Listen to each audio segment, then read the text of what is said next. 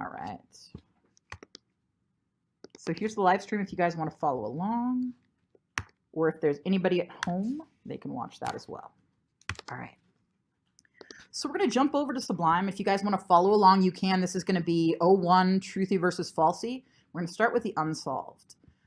So beforehand, before we do anything else, let's remind all of us what the heck the difference is between a double equal sign and a triple equal sign. Yeah.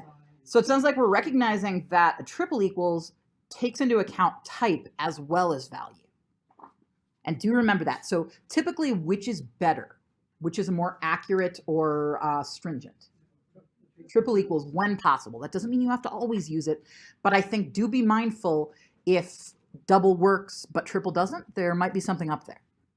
And sometimes that's desired. So what we're going to do at this point is we're just going to go through each of these, and we're going to take these comments with question marks, and we're going to put our guess for what we think is going to console log. And we'll talk through it, and then after that, we'll go ahead and run this in Node and see if we were right and talk through any misconceptions or questions we have. So our first one is if true is exactly equal, triple equals to true, then we're expecting a console log of high, if not by. All right, let's vote. It's going to be high or by, guys? High. All right. I agree. And that's because true is a Boolean and an exact value match. So it should definitely pass that double or the triple equals test. Down here as well, starting on line 11, if false is exactly equal to false, we feel like the same thing. Is that going to be true? All right. I think that's a fair guess. Dude. Well, it's going to be false, but it's going to be dude. True. Yeah, it's going to be dude. It's going to pass, or it's going to end up in our if rather than our else. Good point. All right. Next, we're going to take a look at line 19. If the string 4 is triple equal to the number 4. False. So we're expecting to get goats in this case, right? And why is that, guys? Yeah, absolutely. So they don't match type-wise. Now, if we take a look down on line 27, a little bit different this time. If the string 4 double equals the number 4, will that get us in the if or the else? Yeah, we should get guppies there. Absolutely. You okay? Yeah. Oh, and so you're looking at the ES6 stuff. I don't know. Have you guys started React yet? We're starting Monday. Okay. I'm looking at the next one you're about to say. I was looking at the Richard Simmons Bob Ross. Okay. I'm sorry. When it comes to my mind, I say it. No, that's great. That's great. We got to keep it entertaining because it's a pretty, it's a quiet night here at DU. Yeah. Okay, so our next one, line 35. If true, then Richard Simmons, else Bob Ross. What do you guys think? What would that evaluate to? Would be true. Do you guys know why that is? And this, this is actually not ES6. ES6 will be our next activity. Yeah, absolutely. And as what I'm going to do at this point is I'm going to send you guys a link that sort of talks through some of this truthy and falsy stuff. And I would say don't worry about it right now. But it'll help clarify some of this stuff if it doesn't make sense initially. But I think that makes sense. If true, then Richard Simmons. So we're guessing, are we all guessing Richard Simmons, or is anybody going to go out there on a limb and say it's Bob Ross? All right, Richard. Can you explain why just by the sheer value if there's something in there in the argument? So essentially, and actually let's jump over to that article that I just slacked out. And what it essentially explains on here is different values equate to true because JavaScript essentially, and actually this is not what I'm looking for. Let's see here, truthy or falsy. So here's what we've got here. The following values here are always going to be falsy. And are you familiar with that truthy and falsy term? So basically truthy and falsy is just the JavaScript way of evaluating something when you're looking at an if-else. And these values here are always going to evaluate for falsy, which is going to be valuable because I believe the next one down, the next one we're going to take a look at, is actually going to call into play looking at if false. So just for you guys' knowledge, false, 0, empty string, null, undefined, and non. Does anybody know what NaN stands for? Not a number. Absolutely. These are always going to be falsy values. And everything else is always going to be truthy. So that would include a string containing a single zero, as preposterous as that is. False as a string, which is interesting, right? False is going to be falsy, but the string false will evaluate to true. And these are really just quirks of the language, I think.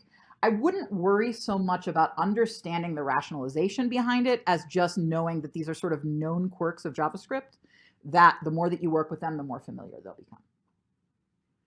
An empty array is going to be true, an empty object is going to be true, and an empty function are all true. So for that matter, we're noticing here that false is going to evaluate to false, but we're seeing that everything else is truthy. So that means that true is going to evaluate to truthy. And I think that that article that I slacked out will give you guys a little more information on that. It'll be a good reference. But I think we're absolutely right. I am expecting that we will see Richard Simmons for this one.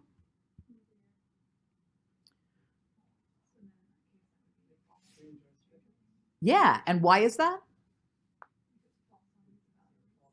Absolutely. So we're expecting Stranger Things to eclipse the Goonies. Stranger Goonies is what I was going to type. All right, so false is the value that we're putting into the if statement, right? Absolutely. And then we're evaluating if, so it's implicit that if whatever we pass into it is, that's where we. That's where that truthy and falsy comes into place. Basically, whatever goes into that is what is being evaluated as either truthy or falsy. And truthy will always toss us in here. Falsy will always toss us in here, unless by chance, I guess, you were doing a not. But at the same time, it would still, I think, it would still hold. It would just reverse the situation, if that makes sense. So essentially, in those arguments, if there's something in those arguments, that it's going to be true. And let's take a look quickly at that, the few exceptions that you would see. As long as it's not if false, if zero, if empty string, if null, if undefined, if whatever. Or if we're talking about things like if we had a variable that, so for instance, say that we had, I guess we don't need to set it at the top, but let's say I have var is hungry is equal to true. And then if I were to do a conditional here that would say if is hungry, and actually I guess this is a poor example, let's say it is hungry is equal to false. And if I did is hungry here, although there is something in there, since technically is hungry will evaluate to false in this case, then you would end up in the else in that case. Does that make sense? Okay. So let's jump back down there to Stranger Things. So taking a look at this, what other questions do you guys have? I know that this kind of stuff can be confusing because JavaScript is a quirky language. And there are some rules that you either need to memorize or you get harshly reminded of, and then you have to relearn them many, many times. And this is one of them. Just, I actually keep something like this as a quick reference or very quickly Google like what evaluates to truthy, what evaluates to falsy, if I'm getting unexpected behavior in a case like this. So jumping back over, let's take a look at this one here, starting on 53. So in here, we've got if the string 5 plus the string 5, or string 5 plus the string 5 triple equals 55, the string 55. And why would that be, guys? Yeah, absolutely, because if we've got these numbers in strings, they are strings. They're not numbers. JavaScript is not going to add them in a traditional sense. It's not going to use things mathematically. It's going to assume them to be a string, and it's simply going to concatenate them by putting those digits together.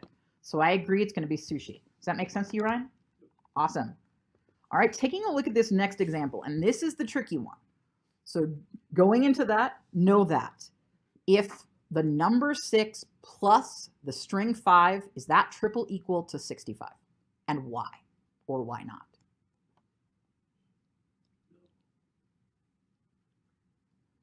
It is equal to 65 because even though 6 doesn't have the quote, is it because the other one does have a quote, there's an assumption made by I think that's kind of a good way to look at it. This is another one of those kind of quirky behaviors that JavaScript has. It's trying to help us. It's basically saying, okay, one of these is a string, so I'm going to assume we want to concatenate them. I suppose it could do the reverse of that, and that could also make sense to me on some level if it were to assume that both of them were numbers.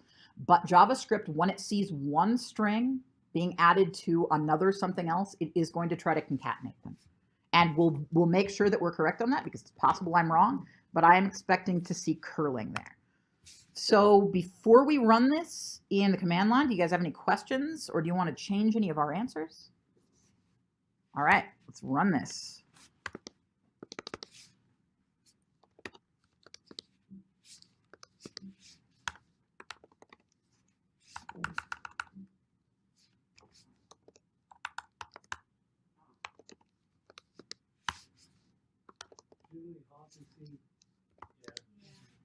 Okay, let me, there we go. Should be gigantic for us. All right, so let's compare quickly.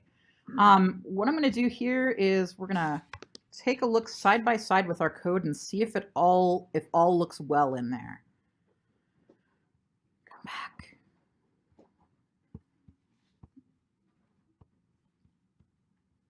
So let's take a look here. We'll start at the top and verify that we have everything right and talk through any questions we have.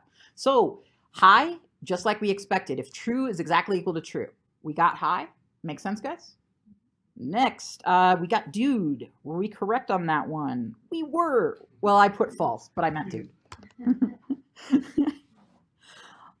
And exactly, false, triple equals false because they're both the same value and the same type. Next, we got goats, which is what we expected as well, as to whether the string 4 is exactly equal to the number 4. And it's not, right? They have different types. So that's why we ended up in the else in this case. Then we guessed guppies, and we were correct again.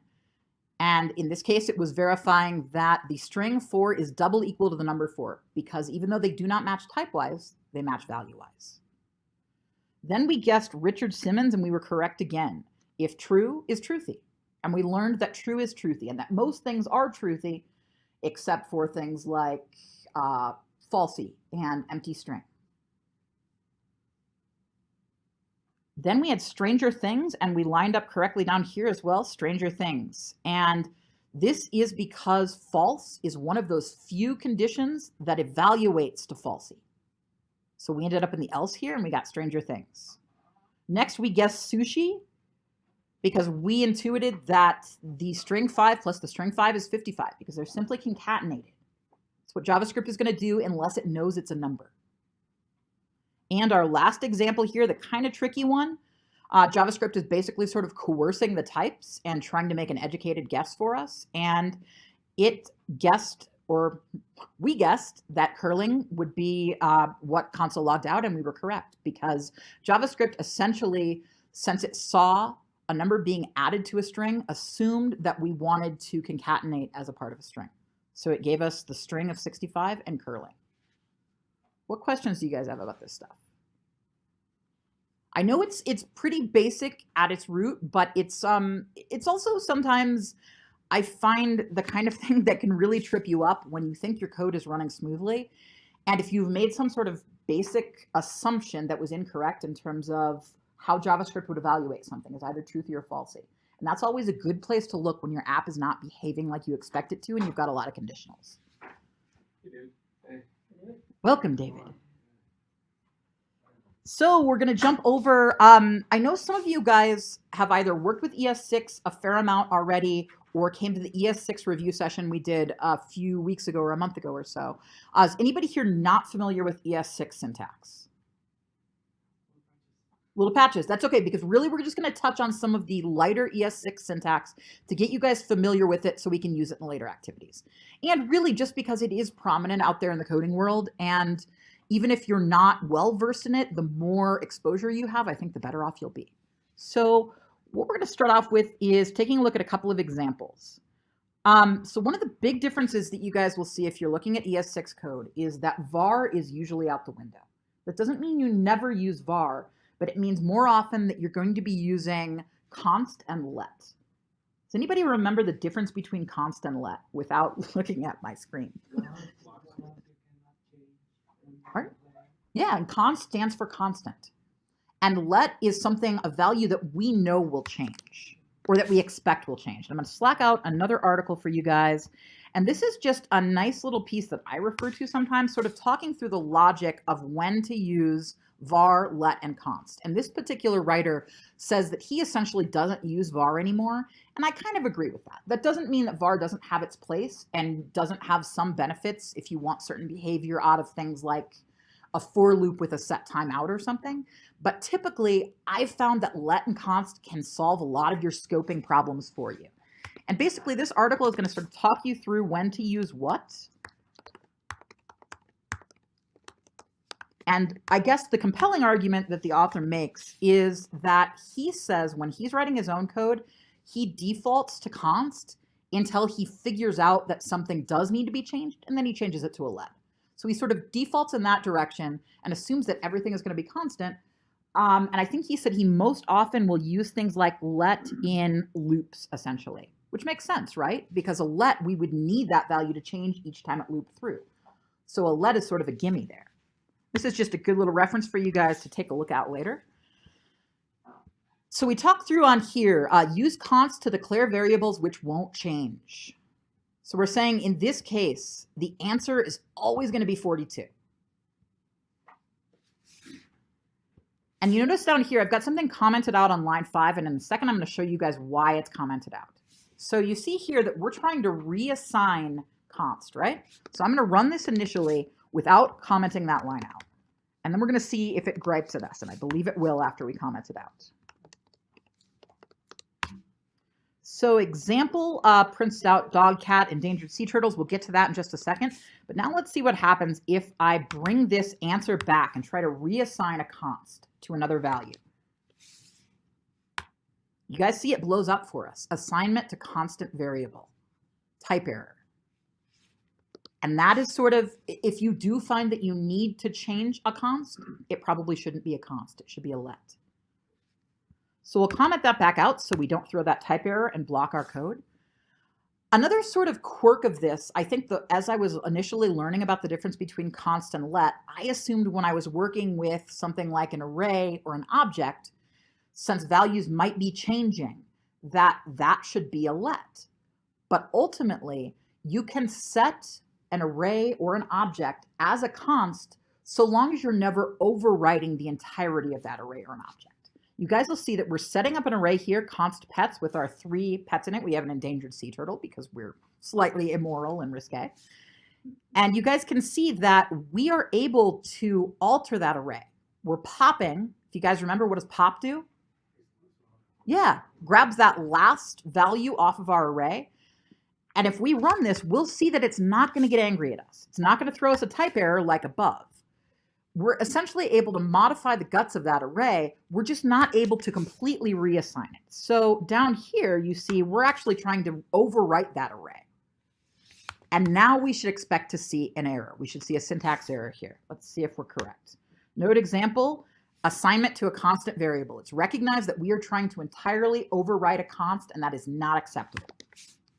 So again, it's perfectly okay to use const for things like objects and arrays if they are consistent lists or stores of information that are going to be altered. But if you're going to completely overwrite it each time, then you do want to let in that case. So you can add, if you wanted to add dog, cat, endangered sea turtles, and sea cow, you'd be able to do so. So let's go ahead and do a pets push. We need a sea cow. We've desperately needed a sea cow all class long. Yeah, so I believe Donovan had our answer, but pop is going to pull off the last value from an array. And then when we re-render the array, it's not going to exist. And if we were to console log the pop itself, we would see the turtles alone. And we're actually going to touch on that in a few exercises when we'll go over some of the other ways to mutate arrays. So at this point, let's go ahead. So we note that what we're doing is here we've got our initial array, dog, cat, endangered sea turtles. We are popping off the turtles. Sounds kind of dirty. Then we are adding a sea cow. So what should we expect our array to look like when we console log it here in the after? Yeah, exactly. So we should lose the endangered sea turtles and we should gain a sea cow, which it sounds like a good trade-off, I guess. So before dog, cat, endangered sea turtles, and after dog, cat, sea cow. So does it make sense to you guys? I know it's kind of an obtuse idea, the idea that an array can be a constant, but it can still be mutated within. You just can't overwrite the whole shebang, kind of. Okay. So we wouldn't be like, could you delete all of them out of it? So could you just Yeah. do like constant pets and then like try doing like pets pop. Can you do like pop Yeah. 3 times? And then Absolutely. To see if it's going to gripe at us at all. And I believe we should be just fine, but let's verify that. So let's see what happens if we have our original array of 3 different animals and we pop 3 times. So what are we expecting to see in the after? Nothing. Let's see if we're right. And we're correct. We've got an empty array at this point. Then could we push? Then we could push. Absolutely. We could now push a sea cow and kittens, and we could push a sea cow, kittens, and a sea cow. So then we should see this entire array cleaned out. We're going to add 2 new items. It's probably, if we were actually doing something like this in a practical sense, we probably would want to use a let, but I suppose it happens sometimes. Like, for instance, if a user was on a pet sitting application like Pet Au Pair, and I gave a free advertisement, Jessica should now pay me. Well, I guess it wasn't free then. If you wanted to add all of the pets that you had, but so people could come pet sit them, but then sadly all of your pets died or were given away at a garage sale, then you would need to go and remove all of the pets from your array.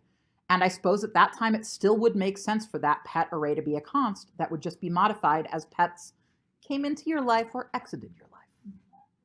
So let's verify that our new array, we started out with these 3, we popped all 3 out, and now we've added kittens and sea cow.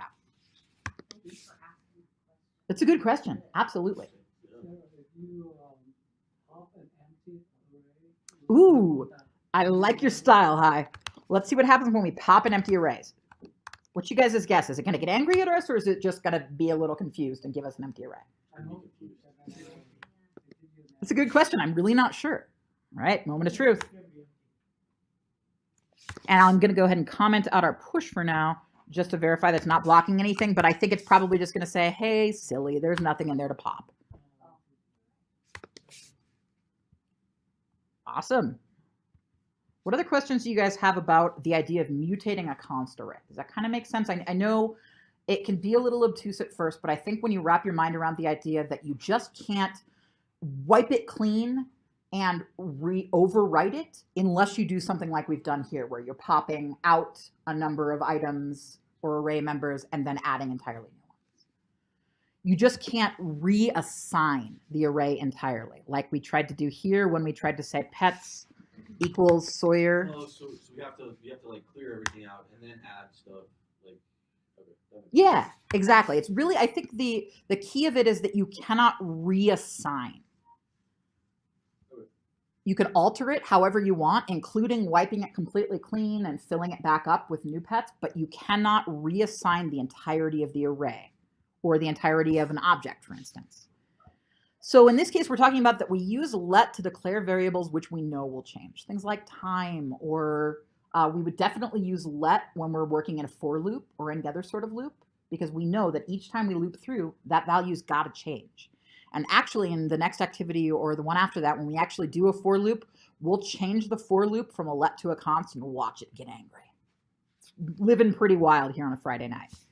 So in this case, we're saying let time equals 0. Obviously, time will evolve, will change. So it's perfectly fine to change time from 10 to 12 to 15 to 22 to whatever you feel like. We're console logging time. So what other questions you guys have about the basics of let and const for now before we look at a slightly more complex example? Sweet. So we're going to look at example 2 in here. And this is speaking a little bit about variable hoisting and function hoisting. And I'm not sure how familiar everybody is with this. I'm also going to slack out a good article about hoisting as well. And then I'll give you guys a quick explanation of it and kind of show you how it works.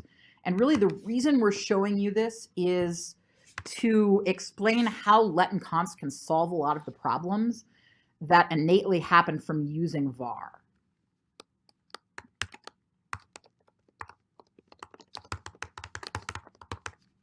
Hoisting. So jumping over here, these first two examples you can see are just using vars. And the second two examples are going to use let instead of var. And we'll take a look at these first two here and try to pinpoint the problems of it.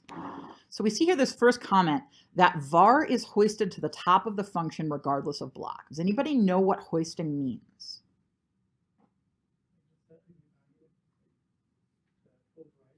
Kind of, yeah. So essentially what happens, and this is, I'll actually show you guys in the second example of how JavaScript interprets it. And we'll take a look at that first example again.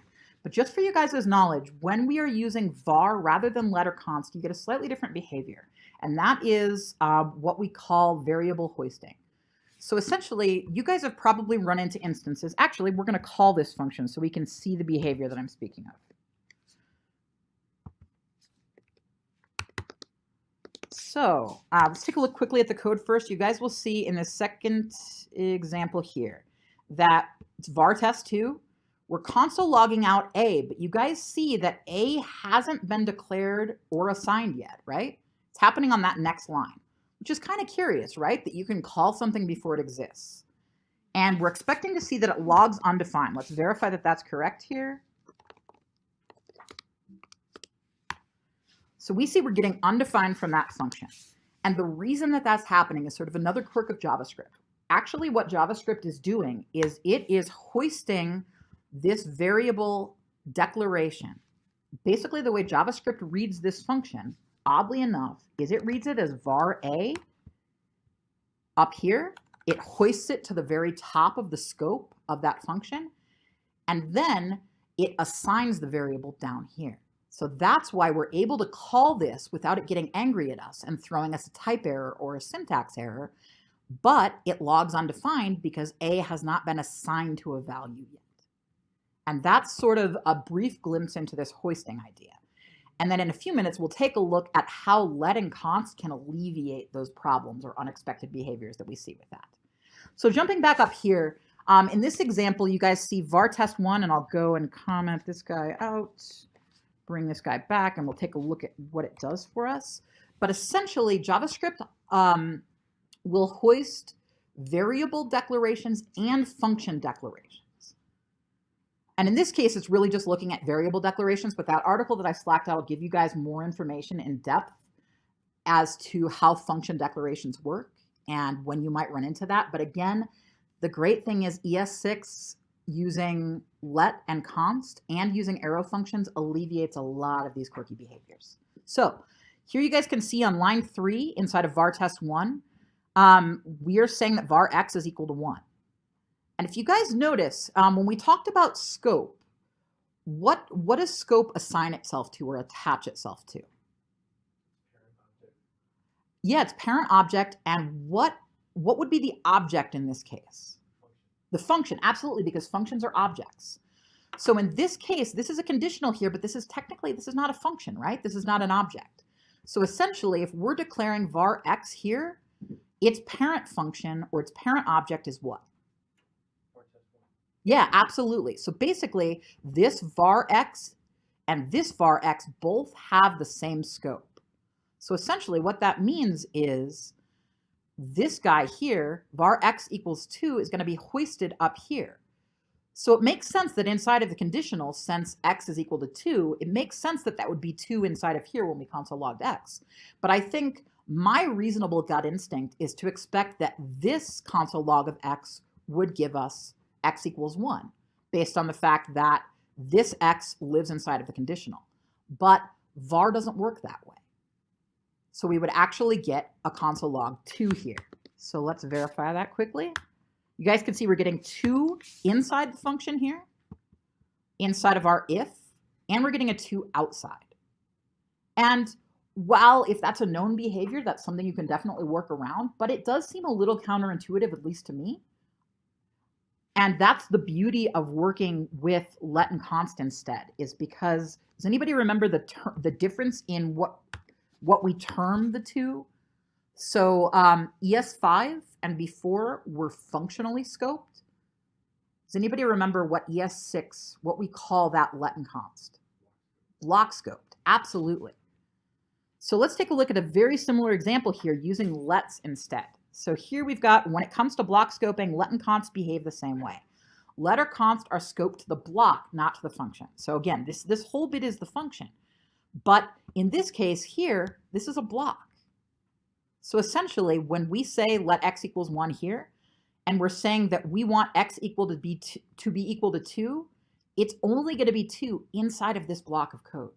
So therefore, we're expecting that when we log this out, that we should see console log 2 inside of our true or inside of our conditional, but that we should expect to see a console log of 1 outside.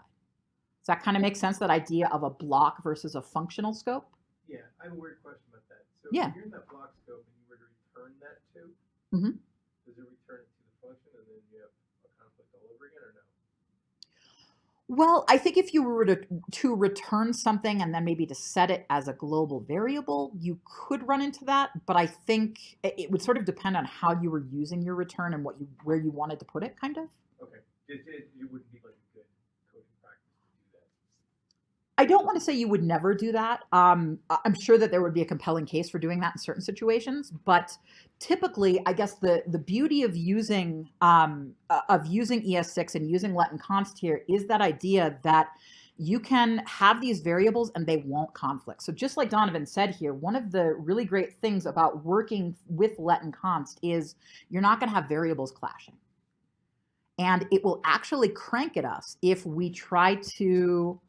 So first of all, I'm going to run this function, and then I'm going to show you guys ES6's response if we try to use the same name again. So we're seeing 2 and 1. That makes sense because we are seeing 2 inside of this block, because let x equals 1 is its own variable in here. And outside of that block, we're getting x equals 1. So let's see what happens if we do let x equals 3. What do you guys expect we're going to see here? 2 and 3. Let's see. You actually see we're getting cranked at because it's saying identifier x has always been declared. So that's the beauty of it. When you have 2 of the same variable in the same block scope, JavaScript is going to say, that's not right. You can only have 1 in the same block scope. I mean, we could absolutely reassign the value, but we can't redeclare it because that variable already exists in this scope. So now we should see a 2 and a 3. Make sense? Make a little bit of sense? Can I see the code that you? Yeah, absolutely. So again, note that essentially these are different variables. This let x, this instance of x, only exists inside of this block, whereas this guy is inside of this block. And again, a function is a block as well. Don't be confused. It's essentially just allowing you to sort of break your code into more compartments. And I think it can really help with issues of closure and managing variables and managing the flow of data. This is a weird question. Do you have to use strict anymore? You don't with ES6. I think there are a few applications where that does become relevant if you're using, it's a good question. Let me look that one up. But I think you don't in 90% of cases. Okay. So let's take a look at this final example here. This is going to be our let test2 function. Let's see what's going on here. So you guys will see that this is a behavior that can be a pain in the butt sometimes, but I think it makes you pay more attention to where and when you're declaring and assigning your variables. So what it says here is this won't allow reference before definition, and that's again because we're using let. Would be the same if we were using const, but again, we wouldn't want to be reassigning const. So essentially what we're trying to do here is, just like above, we are trying to console log out B, but B has not been declared and it hasn't been assigned yet. So it's actually going to throw us a reference error. It's going to make us have B declared and assigned before it does anything. So let is not hoisted at all.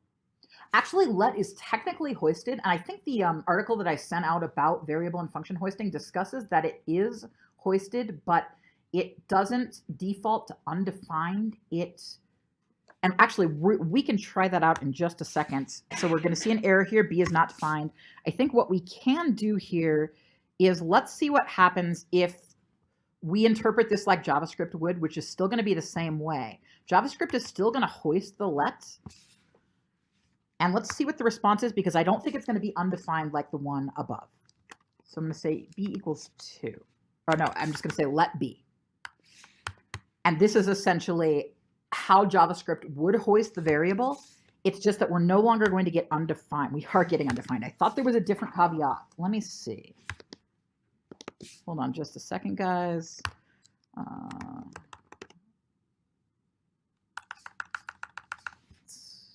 Somewhere in here, some really helpful information.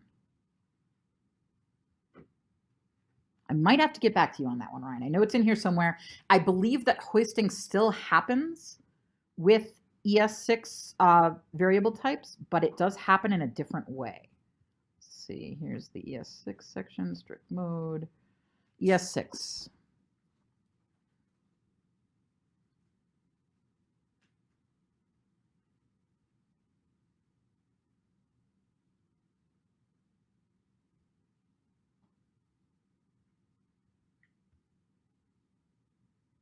So I think the answer is they are still hoisted, but it does sort of note your error and crank at you about it. I can look that up when we take a break, though, and get you a little more information on that. So jumping into here, this is just, I guess, the start of some of the benefits of let and const. But I think, how many of you guys so far in your JavaScript career have been confused by scoping and things like closure? To me, this alleviates a lot of that. It doesn't make it perfect, but it feels a little more intuitive. And I think I get more often expected behaviors when I'm using let and const versus when I was using var. So what we're going to do now is take a look here and do some guesswork on this function. And those of you who did the ES6 night a couple of weeks ago probably will recognize this activity here. This is tinyizing. And essentially what we've got here is this function var tinyize. And tinyize takes in a name. And what does it do with this name, guys? Yeah, basically we'll add tiny and then the name and then an exclamation point, and that's tinyizing, and then it simply returns that name. It's pretty classy.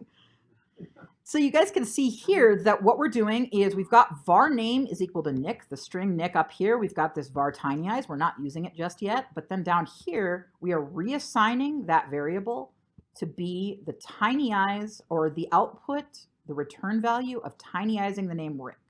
So if we console logged out tinyeyes Rick, what would that be? Wait, can you explain that one more time? Yeah. Like, so, all right, so then line 3 through 6 will return tiny Nick exclamation mark. 8 through 9 would take tinyeyes. So I think the key here is that we're actually never bringing Nick into play. I think Nick might kind of be misleading us all here. So let's just off Nick. All right, Nick's gone, everybody. So now, essentially, you can see we're declaring a name here. We're declaring a function here, but we're not calling either of them. We're not doing anything with either of them until here. And then we're essentially saying that name's going to be equal to running the tinyeyes function while passing in the name Rick. So then essentially, if we passed in the name Rick to our tinyeyes function, what should the return value be, or what should be console logged out here? Tiny Rick exclamation points. Absolutely. So we'll verify that in the browser in Node in just a second. Then you guys can see down here we've got a for loop starting on line 11. For var I equals 0, I less than 5, I plus plus. And then there's a set timeout in there. Does anybody remember, first of all, what does a set timeout do? Yeah, it essentially just sort of delays the running of a particular batch of code. So it's essentially going to set a timeout before it loops through things. And does anybody have a guess as to what this is going to log out for us? And this is kind of a tricky one. This is actually something that I ask in interviews for front-end developers, because it's, when you're using var rather than let, it's kind of tricky.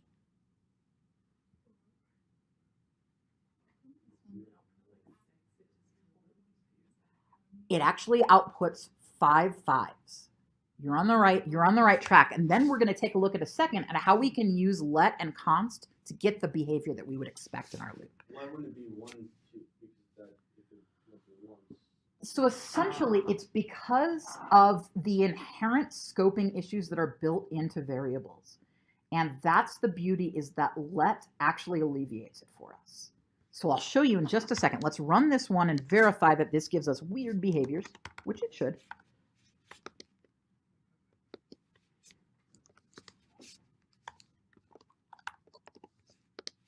Node unsolved. So we're seeing tiny Rick like we expected, and then 55555. Essentially, the set timeout is screwing with the scope here, because remember that set timeout is a function, right? And a function is an object. So that means that the scope of things changes. You guys will notice our loop, that's out here.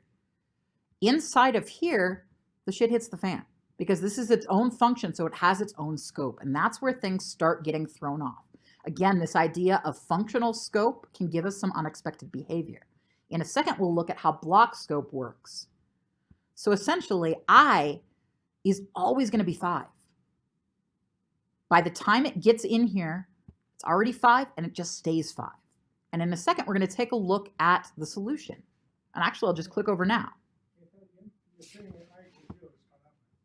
Exactly.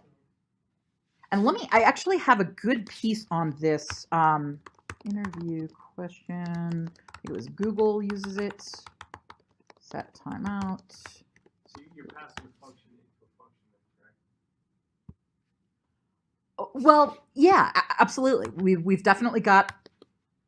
Well, technically, I mean, we're in a for loop here, so it's not necessarily a function inside of a function. I guess the key component here is that this is a function here, and that it. Okay, I get what you're saying. So inside of set timeout, we're passing the function. Yeah, we've got a callback here, if you guys remember, when we pass a function as a parameter to another function. And therefore, this function has its own scope. And I'm going to select this out. I don't want to go too far down the rabbit hole. Interview question. And actually, I've had this question 2 or 3 times, so you guys might get this one. And this is actually a slightly more complicated version of this question, but apparently Google asks it, Amazon asks it, Sarah asks it as well.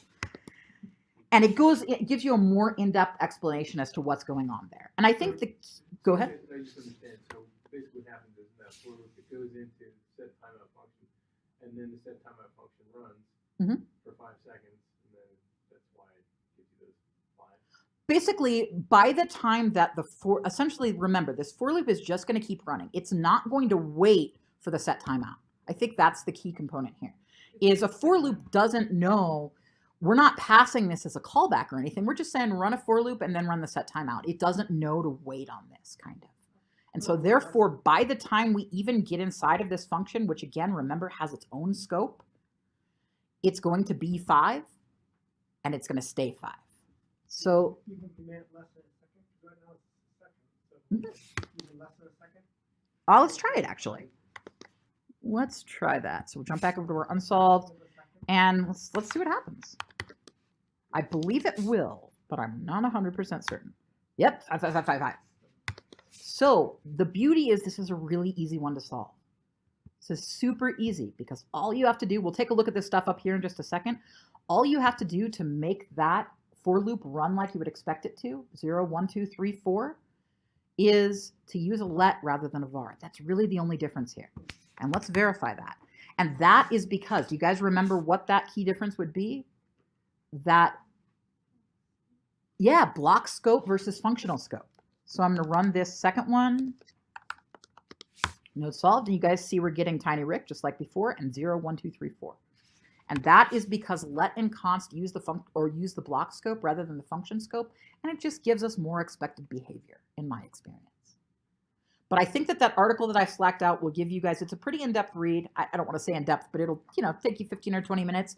But it's probably a pretty good one to study for an interview, actually. Absolutely. So we can take a look quickly up here. What do we have here? So we call this block scoped rather than function scoped, using both let and const give us that same behavior there, instead of the ES5 var that we're so familiar with. And you guys can see here, we're just doing let name, figuring that the name will change as the user uses our application. And this is sort of a curiosity. This might take a little bit to wrap your minds around initially, but typically when we've got a function, we'll typically have that be a const. And that can sort of feel confusing because ultimately you're going to say, well, isn't that going to change every time different values are passed into it? Yes, but the actual functionality of the function, the code that builds it out, the structure, the instructions to the computer, that's going to be consistent.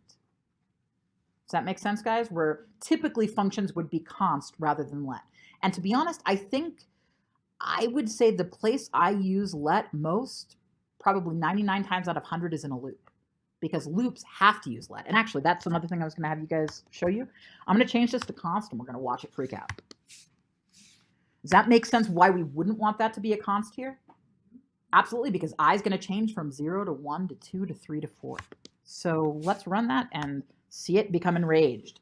Assignment to constant variable. When we run that I++ the first time, it recognizes we're trying to reassign a const, and it is not happy. So let's jump back in here, change that to a let.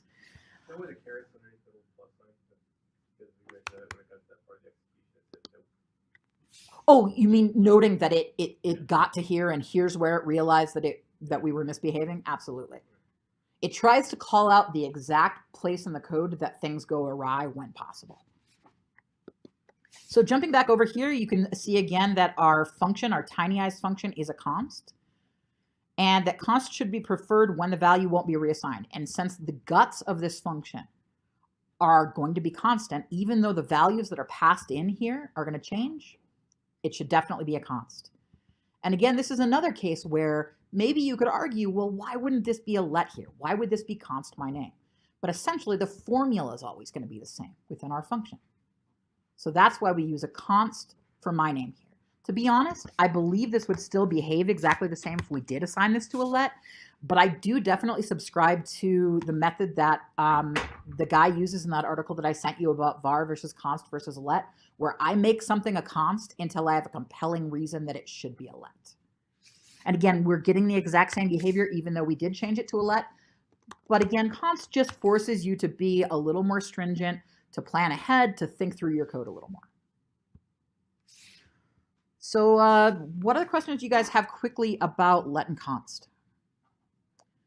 Next thing we're going to take a quick look at is arrow functions. You guys worked at all with arrow functions yet? Okay. So essentially arrow functions are the new ES6 syntax that can streamline the writing of some functions. The other cool thing about arrow functions is, so you guys see when we've got a traditional example of a function, and don't worry too much about the syntax differences yet, but I guess the key difference I want you guys to recognize here is that in this example, our initial multiply function, we have the traditional function, take in our parameters, return AB. Whereas this is our arrow function that's doing the exact same thing, but you guys notice it doesn't use that function keyword. So that is another example of something being block scoped versus function scoped, which means that we get more expected behaviors regarding scope. So essentially, it's just a little bit of different syntax. Yes, it can save you some characters as well. It can definitely streamline things, and we'll take a look at how concise it can make some functions down here. But really the key difference, really the reason we use arrow functions typically is so that we can get that block scope that gives us more expected behaviors. So we know, okay, inside of this block, X is equal to monkey. And out here in the global scope, X is equal to bread. And they won't conflict with each other. It's sort of that same idea that you can have more reasonable understandings of what values you're going to expect to get back from your functions when you are using arrow functions instead.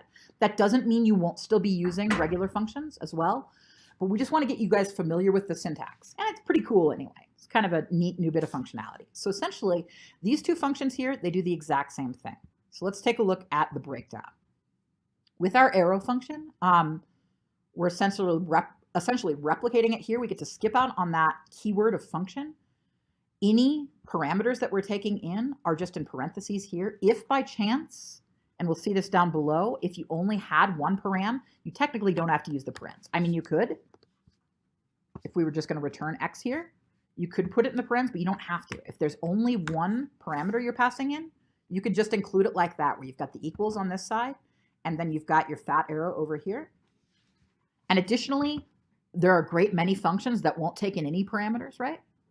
If you have one of those, you would just have an empty set of brace or an empty set of parentheses there, denoting nothing is being passed in.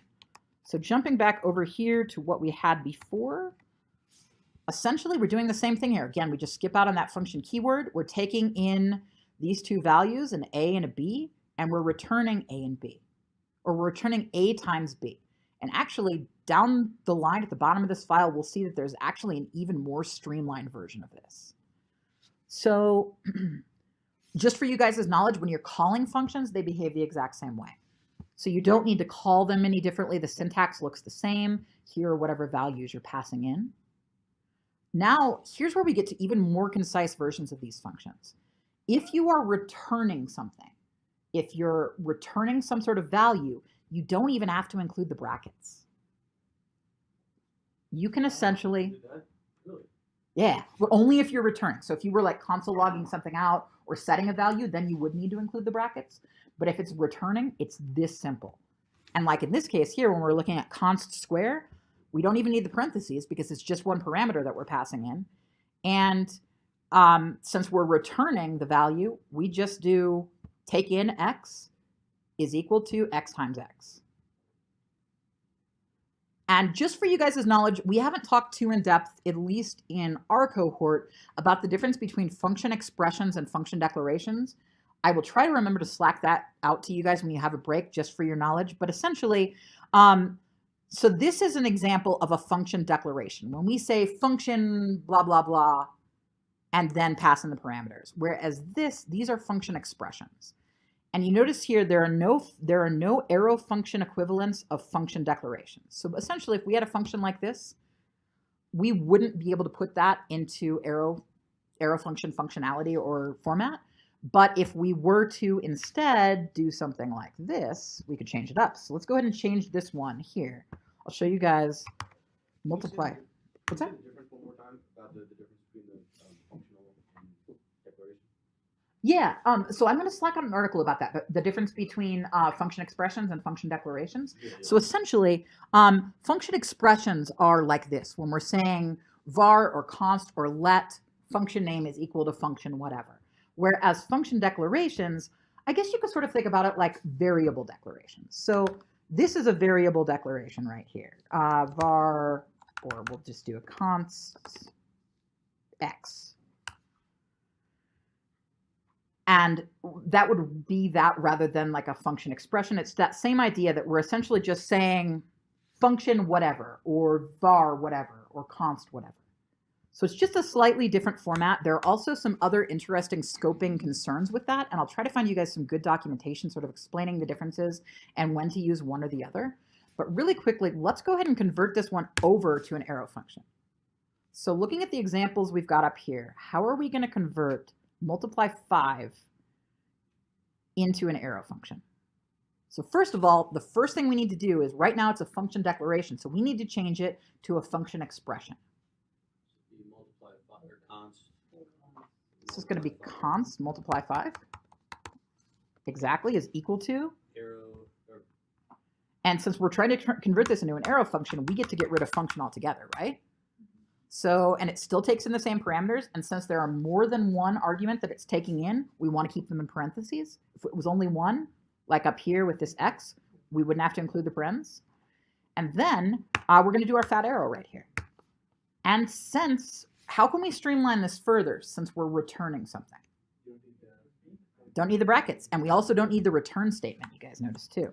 So essentially, we can simply take this all out and say const multiply 5 is equal to a, takes in a and b, and outputs a times b. So let's run this and verify that it behaves like we're expecting it to. Well, I guess we're not. We won't worry about running this file because you guys are going to be delving into similar examples in just a second. I don't see like a functional difference between the two, like a functional expression and a functional. A function declaration in terms of the way they behave.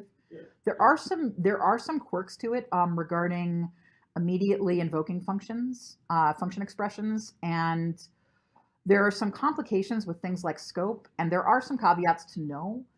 but I wouldn't worry about it too much right now because it's kind of an in-depth topic, but I can definitely slack out some documentation on that shortly that I think is really valuable for you guys to read, but I don't want to eat up too much of our review time today on it.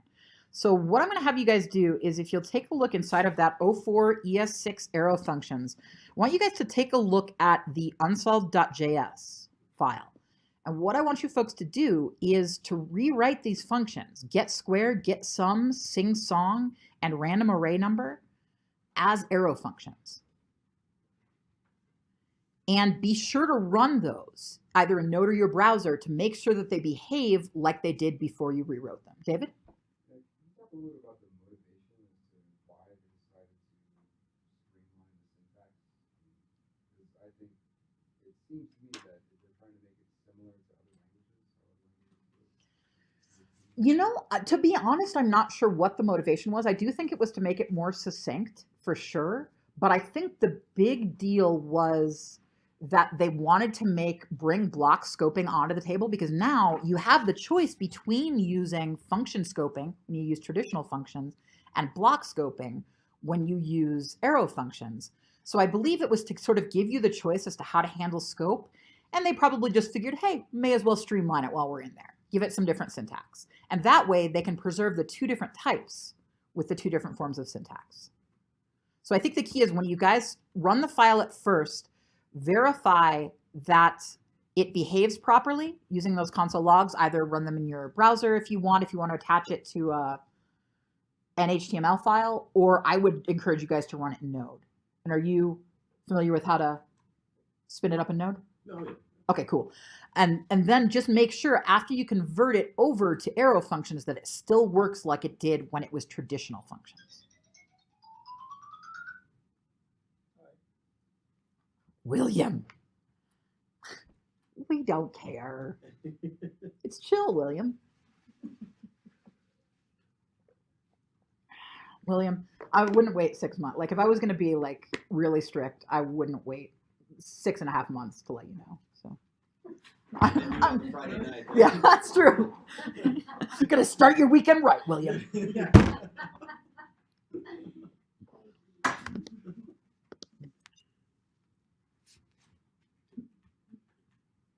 And while you guys are working on that, I'm going to look up a good example or a good explanation of function declarations and function expressions for you guys. I think that'll help a lot.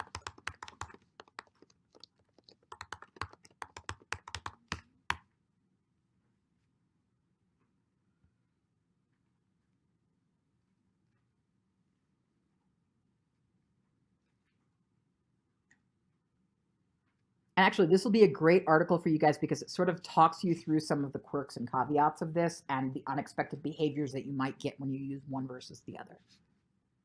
And it also talks about hoisting, so it's going to tie a couple of articles together. I'm easily amused.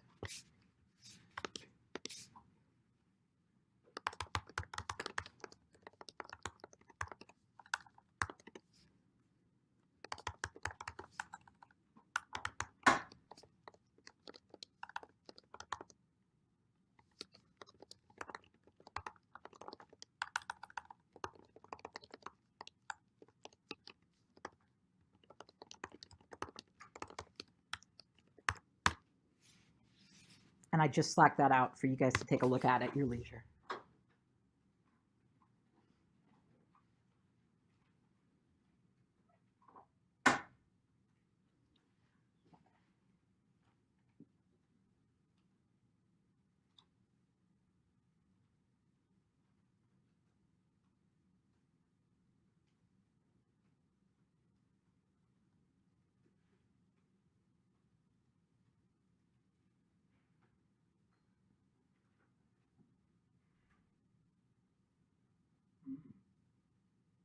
Hmm. Hmm. Hmm.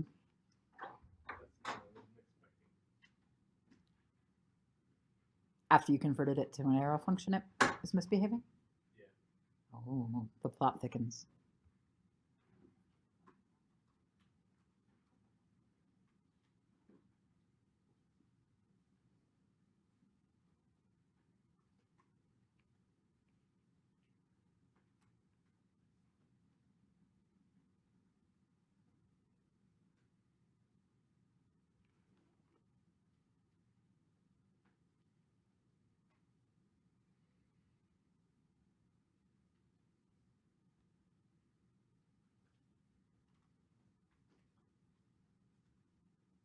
Charlie is policing the Slack channel. He was like, who are these people who joined our Slack?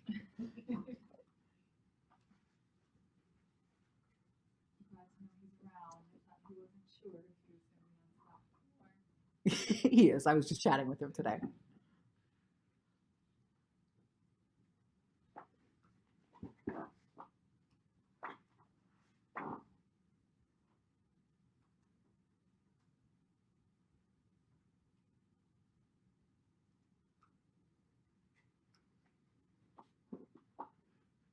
And I guess when you're finished, make a really weird face. And I'll just periodically look at your faces.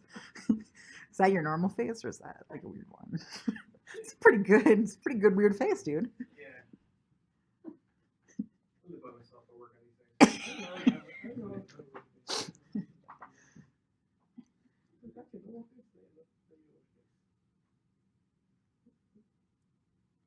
This will take just another minute or two, and then we can review this.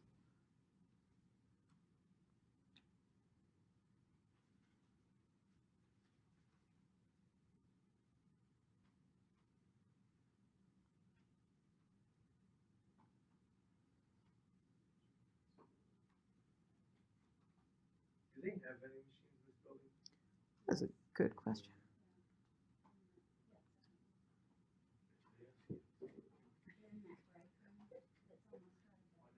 But do they have Starburst too? Or that's more. Did they have a good year? We got stuck with a lot of luck. Oh, so it was like your Halloween candy that didn't get handed out. There's Well, you've got to quality control this, Heather. It's your responsibility. bribing with the sucker every time I take it to zero. Teach you economics early. Exactly. Bartering.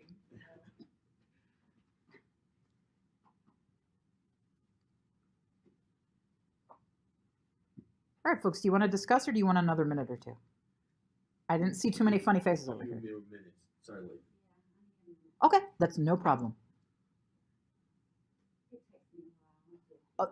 That's just fine. That's just fine. We're relaxed. We're hanging out.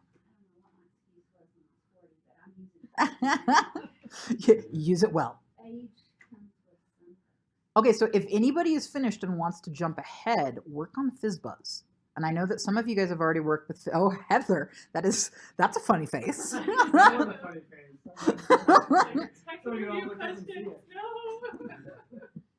Because I'm kind of thinking that we might skip FizzBuzz and work on a palindrome checker, but it also might be that you guys can work on whichever one you want, and then I'll talk through the solutions to both. So FizzBuzz is that. Oh, no problem. Yeah, it's 7. Since most people know that FizzBuzz is a common interview question, do you find that people are still using it? Yeah, absolutely. And I think it's just like that set timeout loop question. People still ask it to death. I think what still bothers me about that one is how did it get up 5? Basically because it maxed out at the end of the loop, but I think that article Okay, so then I set itself to 5, and then the loop said you're greater than 5. can't do anything more. Yeah. And then therefore that got it. And I think that article that I sent out, the one about Google and Amazon, is it has, I can't remember what the layer of complexity is, but there is one layer of complexity on top of that. Skills down. Yeah. But it goes into really great detail on what's happening there and sort of the problems you might run into. And I really like that extra layer of complexity, because that way, if you've got a more junior developer, you can toss out the basic set timeout question. If you've got a more senior developer, you add that complexity on there and confuse them. And to be honest, most good developers that I know, solid developers who I've interviewed recently, still get that question wrong. Some of them will figure out that it would log out the same number, but they don't know which number. Some of them will think, oh, it'll be 0000, 44444.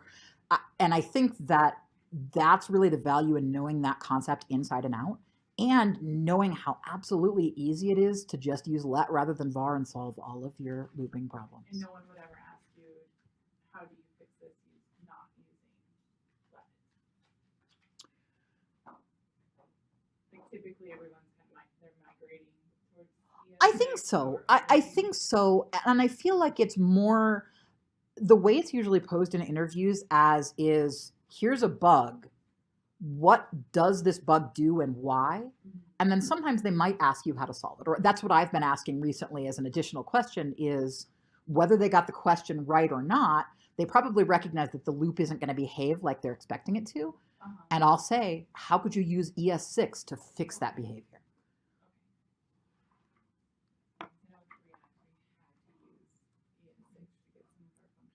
Yeah.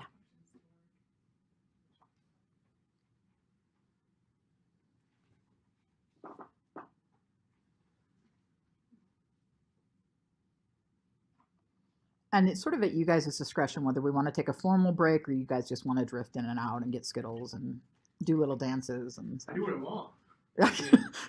Yes, you do. In fact, I think I just ate something before that was not a skill.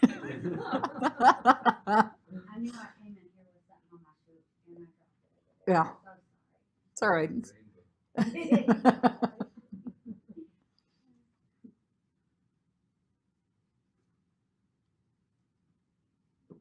And Donovan, I said, if you want, we're just going to take another minute or two on this, but if you want to get a jump start on FizzBuzz, you can. I know FizzBuzz is an old friend. We're going to touch on that. We're going to do a quick review of arrays and a quick review of objects right after this, but if we have time, I want to have you guys dig into either FizzBuzz or a palindrome checker. And I know FizzBuzz is still, even though it is timeless, even though it gets asked time and time again, it does get asked time and time again. So it's a good one to be prepared for. Heather made a really great, like, terrified face at me when I said FizzBuzz. It's like... I just wish we had those classes now, not...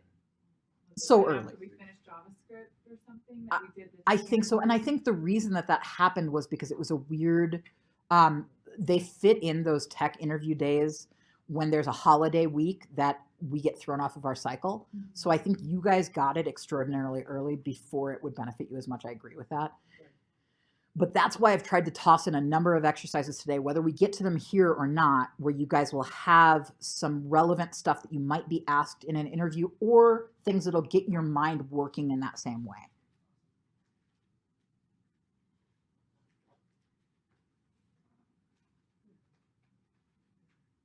FizzBuzz doesn't actually have any directions. Oh, I will slack out the FizzBuzz directions for you, sir. FizzBuzz. 3, 5, and multiple 3 and 5, right?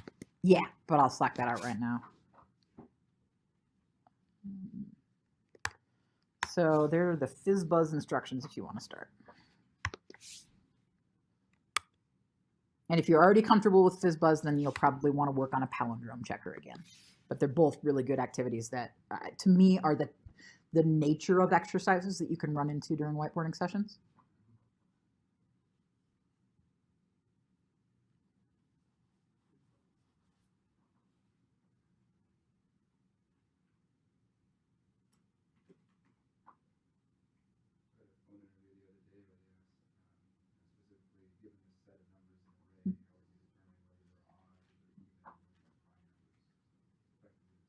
Yeah. Did you have fun with it? I did all right. Yeah, good for you. Well, I just kind of like, said, okay, well, let's first figure out which ones are even. Use the modulo validating if the value is 0, then you know that there's no remainder, so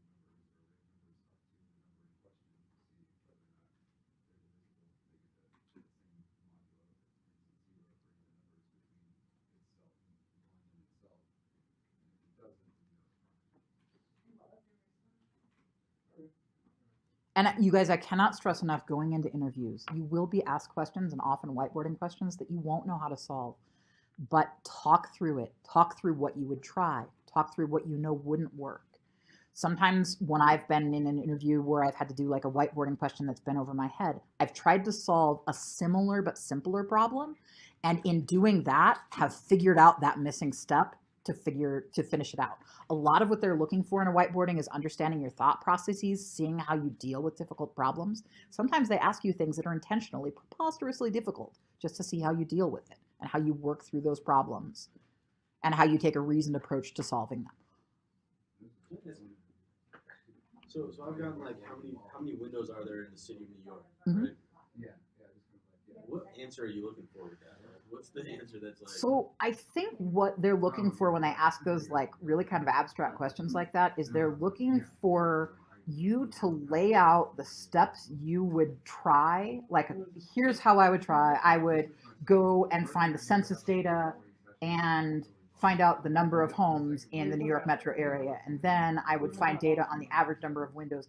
Just something to show that you take a reasoned intellectual approach to solving a problem.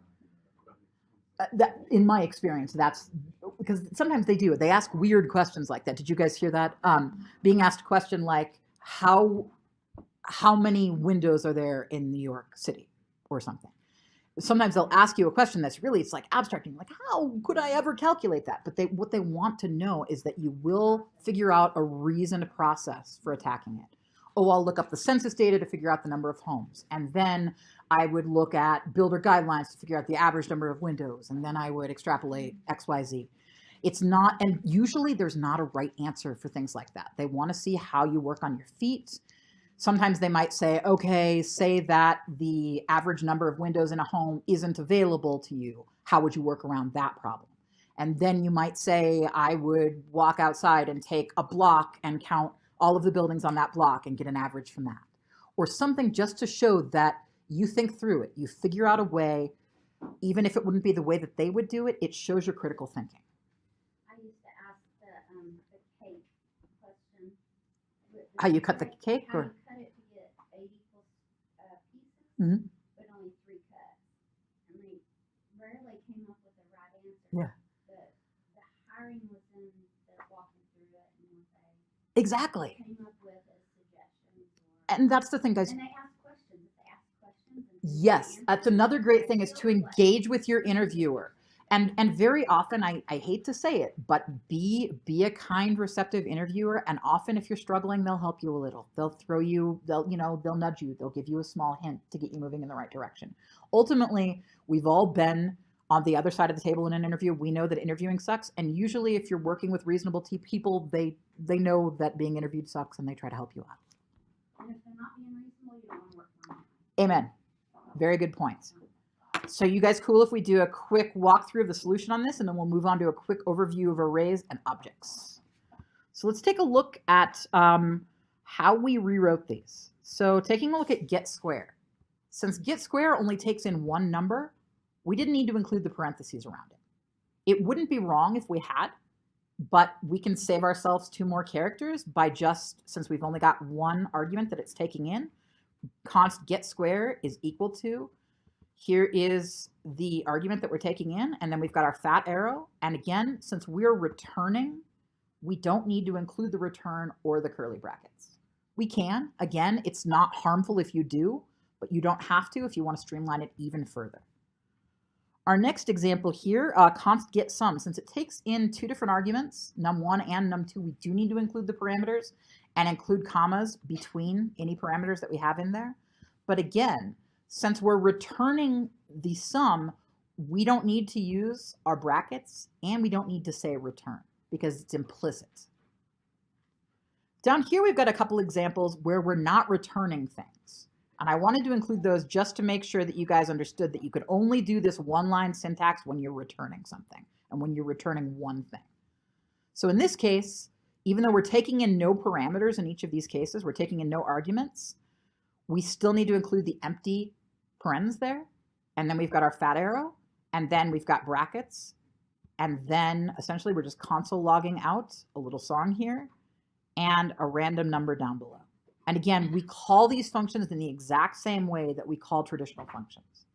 The beauty of it is in the simplified scope, in having block scoping rather than functional scoping, and in, if you guys remember, how many of you guys, speaking again to scope, have had a bitch of a time with this, the keyword this in JavaScript? Yes. This is bound now to the block rather than the function. So to me, this is more intuitive. This is what I expect this to be. We're never saying block, too. We're talking about things that are either within curly braces or within parentheses, correct? Yeah, absolutely. Within curly braces or within parentheses. That's a really good way to put it, because that would include conditionals. That would include loops. It would include functions themselves. It just gives us a way to have a little more control over the values that we're passing in and out and to get expected behavior from some of these things. So now let's do a quick review of arrays. So what I'm going to have you guys do is take a look at O5 arrays unsolved. So the first half of this is going to have you guys looking at this const animals array up here and doing some guessing as to, don't run it in Node just yet, but when you would run it in Node, what those console logs would output. And then if you guys have time, down below the fold, I'm asking you guys, giving you guys instructions on how to add animals to the array, how to log out the last item in the array without using the index, how to grab values at the beginning of the array, how to add values at the beginning of the array. And it's just going to push you to use some of the syntax for array modification. I'm actually going to slack out a little bit of a helper link on that you guys can use as reference. It talks you through pop, push, shift, and unshift array methods in JavaScript, and it'll be really helpful.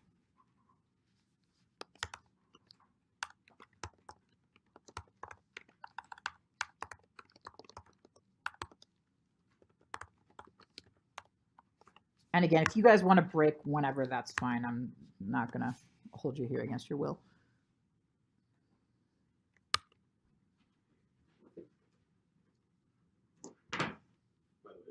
Thank you. Oh, yeah, absolutely. You good to go? Yeah. Sweet. Oh, cool. Thanks. Yep. No, I'm good. No, I'm good. I realized that there's a plug right here, like 2 inches from my computer that I hadn't noticed.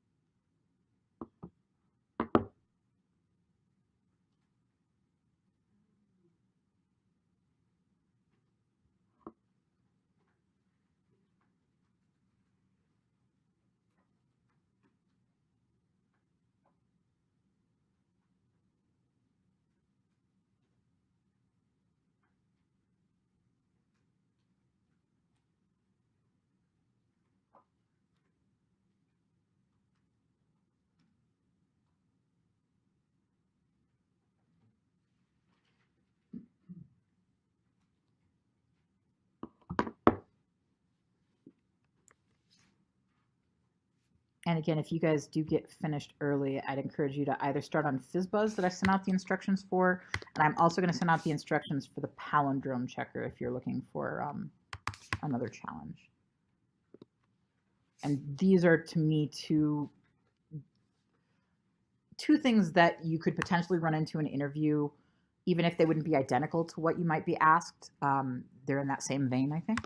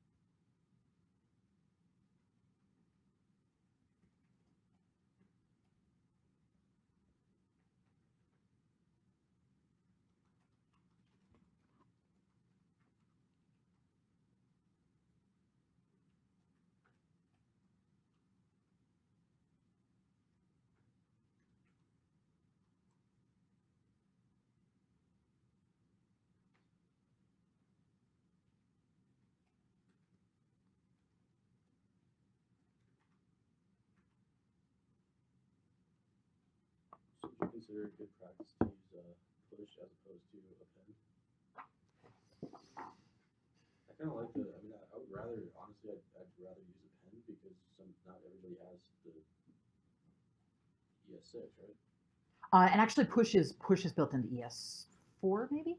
Okay. So yeah, basically these are not new array methods. There are some cool new array methods that are built into ES6, and I'm going to slack those out now that you've reminded me. Array methods, new array features. I've got this somewhere.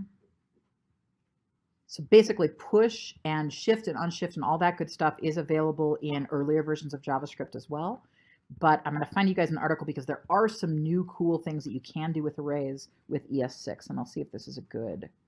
This looks like it would be a good write-up. That push is super easy. I was trying to find like the thing. Yeah, absolutely. It's really, really reliable. I think the interesting thing to me with like dealing with push and shift and stuff is like what it outputs, what it returns. I mean, obviously it's mutating the original array, but like some of them will return the actual values itself. Some of them I think return like 0 or something like that. It's kind of fascinating. And I think that article that I sent should talk through what each of them returns. Yeah, like in this case, shift returns the removed item. Unshift returns, oh, that's what's fascinating. Unshift returns the new array length if you were to say console log unshift out. Like if you were to console log cats.unshift, it would give you cats.unshift and then 2 or 3 new cat names. It should then give us an array length of 3 or 4, as the case may be.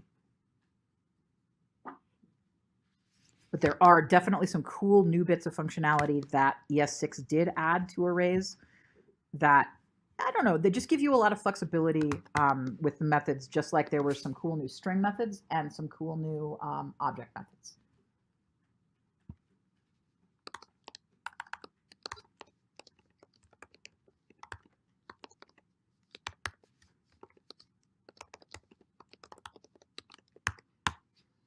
And again, make a weird face, like maybe a horror movie face this time. You can either be a murderer or being murdered. It's your choice.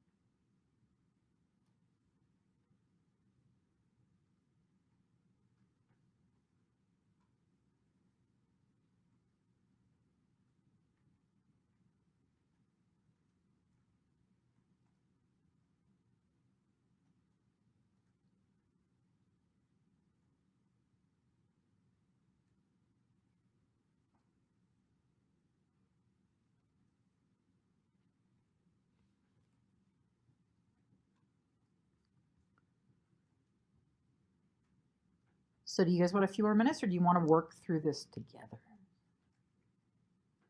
Kind of your call. I thought you were just especially zen today. I just thought you were really smart. He is. He's got the computer in his brain. Mm-hmm.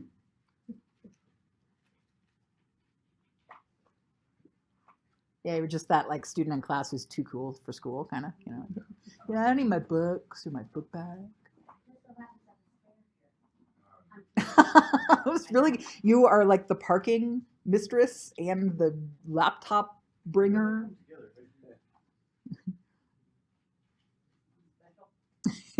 Absolutely. Check parking passes? What's that?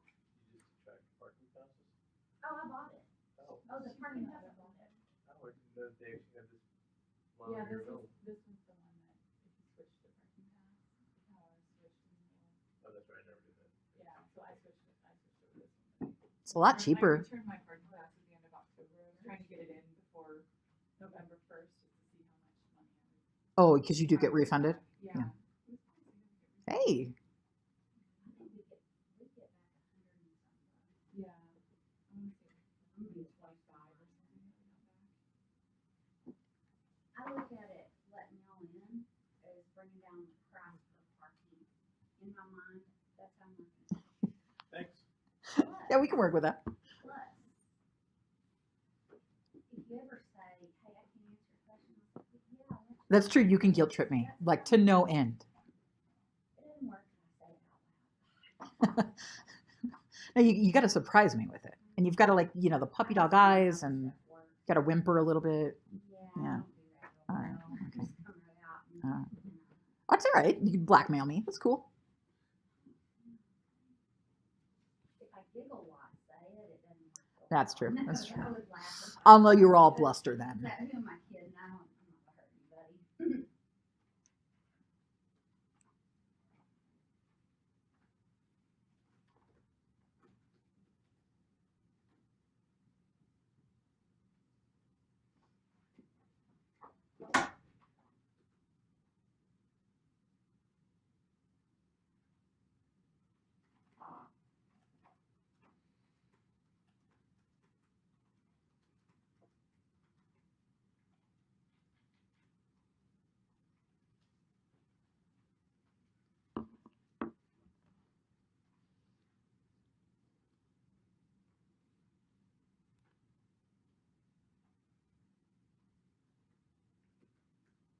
Any questions, guys?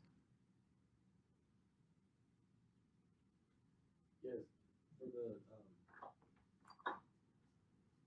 log out the last item in the array, does that mean like remove it or just? Let me see. So I don't know, like shift will remove it or pop will remove it, but it'll also like. So see what happens if you put pop in your console log. If you do whatever the name of array dot pop inside of a console log and see if that logs it out for you. Yeah, it does. Yeah. But it also takes it out. Also removes it from the array, definitely. And I think that's why I told you guys just to log out the array again after each change, to log out the array and observe sort of the differences. Like, oh, okay, this removed that, this removed the first one, this removed the last one, this added 3 at the beginning, just to get familiar with what elements are changing in that array.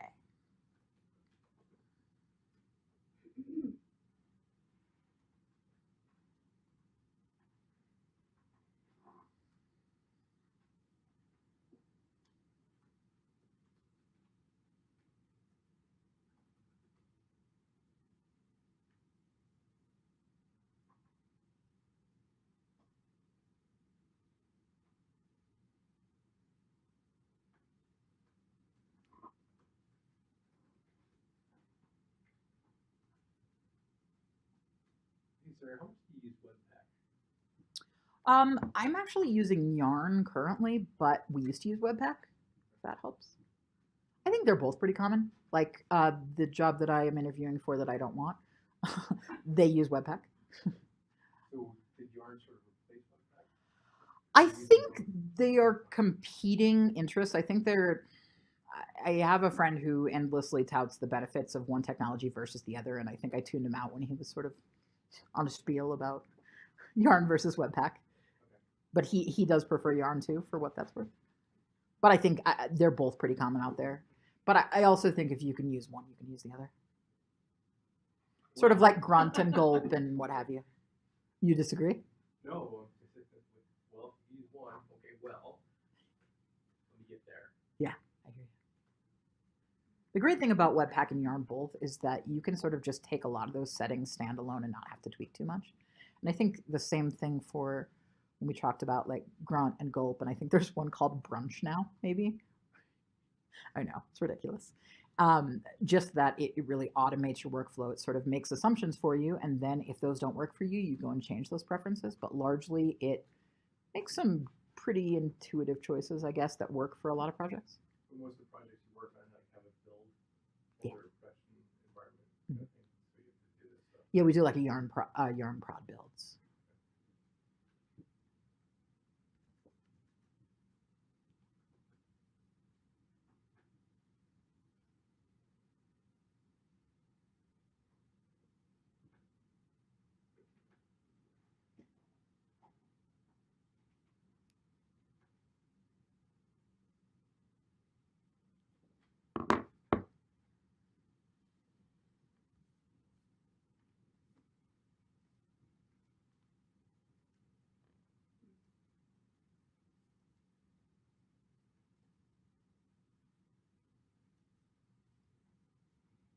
How you doing, guys?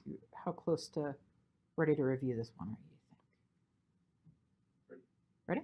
You okay with that? Cool.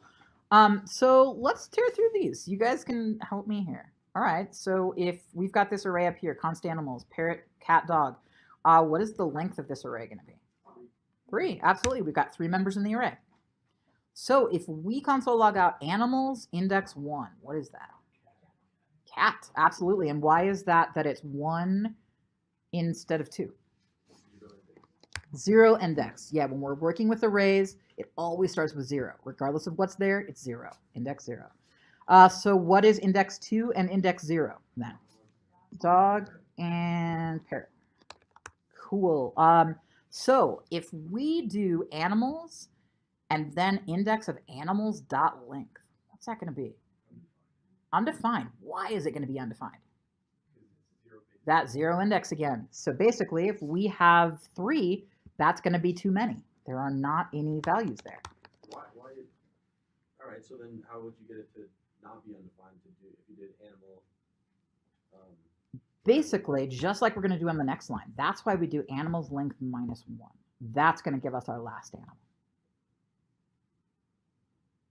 Does that make sense? Yeah. So what's that showing? So it wants to say like, so it's taking the array of animals, and then it's taking the array of So basically, that's what it's saying. Yeah, essentially, we would take that same length that we figured out up here. The length is 3. But if we look up here, animals 3, 0, 1, 2, 3 doesn't exist. So therefore, if it's animals length minus 1, what's that going to be? It's going to be the last animal in the list. And that is a way, if you did want to get the last item using index, and you didn't actually want to explicitly like calculate the number, you could do it this way. So essentially, this is going to be dog. Absolutely. Now, what's this guy here? Animals index of bear. -1. Why is it -1? Because it doesn't exist. Absolutely. And actually, you guys will find that using a check for -1 is a way to see if something doesn't exist. Like if you wanted to verify that an item did or didn't exist, you could check to see whether the index was not equal to -1, essentially. So any animal we looked for here that's not in this array here is going to be an index of -1. So that would be an easy way to check whether something didn't exist already in an array.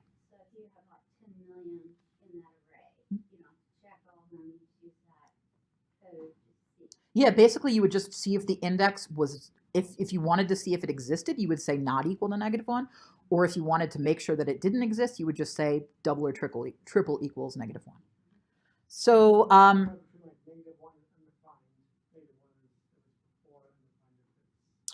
way I understood this is an array always has a positive number for the number of objects that are in it. And if it's not part of that, then the only thing that is false. False would be negative 1. Zero is Nice. an actual number in an array. It's actually a position in an array. But then the negative Look at you researching, Donovan. but the negative 1 is not on falsify, right? Like, I'll check real quick. So it's on that list. I don't think that's on our false list. No, because it'd be Zero. it's still primitive, so it's still a number, so it wouldn't have a false list. But in reference to an array, that's an array return. Yeah, that's an array return back a false value. Okay. So taking a look at our array, what is the index of parrot? 0, absolutely. All right, down here, modifying the array, and we called it animals. Okay, so we want to add at least 2 animals here. So we're going to do animals dot what? Push. And what animals are we going to add? Otter. What's that? Tardigrade? I don't know how to spell this. Those are, and one more animal that I've heard of. I like that though. Iguana. Iguana. So now we have 3 new animals. And you guys, every time that I had you log out the array, I really just wanted you to observe the changes you were making. So we'll just copy the heck out of that and use it everywhere. Oh, we're adding it. We're adding it. Look at all the animals we've added. All right, so how would we, using our amazing new knowledge, log the last item in the array without specifying the index? So we just basically, how would it look in here? Animals.pop. Absolutely. Absolutely, it would display human for us because that's the last item in our array now, the last member. So if you wanted, dumb question, if you wanted to get the last item without accidentally removing it, you would just do animal stuff -1. Yeah, absolutely. And that would allow us to access the content without actually mutating the array. Good point, Heather. So how would we return the first item of the array without specifying the index? I can't spell console. Animals.shift.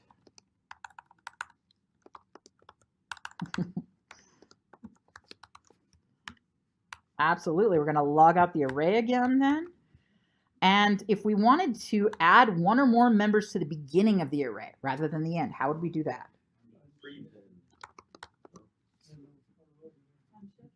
Unshift. Unshift. I'm not sure if prepend would work. I suspect it would only work with strings. So what do we want to add at the beginning? That is a string. Like, we're working with a string, right? Oh, we're working with an array. Oh, that's why. Okay. And actually, the article that I slacked out right, not this one, but this one here with the pop, push, shift, and unshift array methods, I think will be really useful because it talks through all of these different ways that you can modify arrays. And then the article that I slacked out most recently, what you should know about ES6 arrays, are all sorts of new methods and functionalities that are built into ES6. So then prepend and prepend and append is only with strings. I believe so. I don't know for certain that they wouldn't work, but my guess is they wouldn't work. So what animals are we going to add? We need at least 3 new animals. Cockatoo,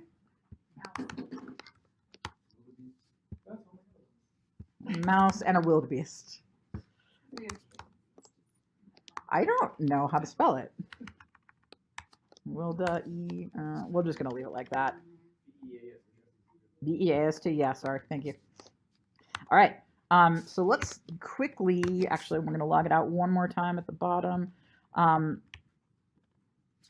And let's verify that this works, and then we're going to take a quick look at an array exercise, or an objects exercise, and then I'm going to have you guys sort of work on I think, an applicable real-world question that you might be asked, either FizzBuzz or palindrome checker. So I'm going to take a look at arrays, unsolved.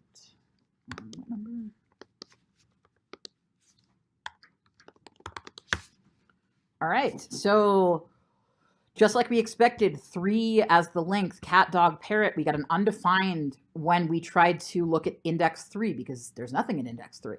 We got dog, we got -1 when we tried to look for an animal that wasn't in our array. Then you guys can see that we're just making some modifications to this array. We're adding values, we're popping values out, removing them, we're adding values to the very beginning. You guys can see here are our new values. And again, this stuff is slacked out in that file, so if you guys want to take a look at that further, I would encourage you to do so. Let's jump into objects quickly and let's work through this one together. So, the first thing we're going to look to do, let's take a look at what's in our object.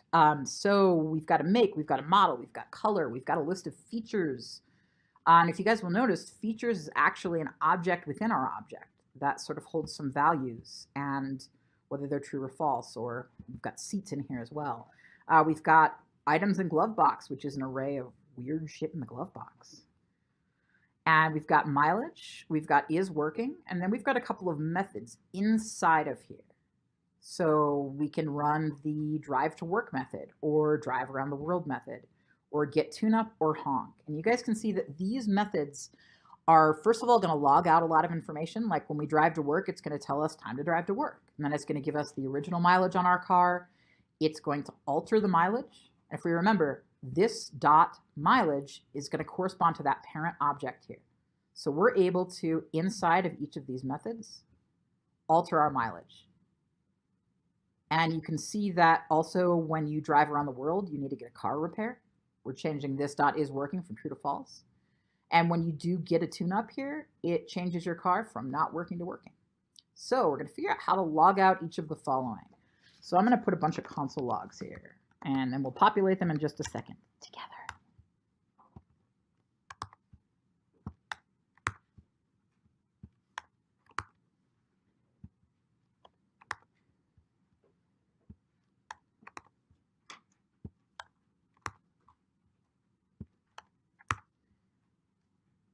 Oh, and actually, we don't need to.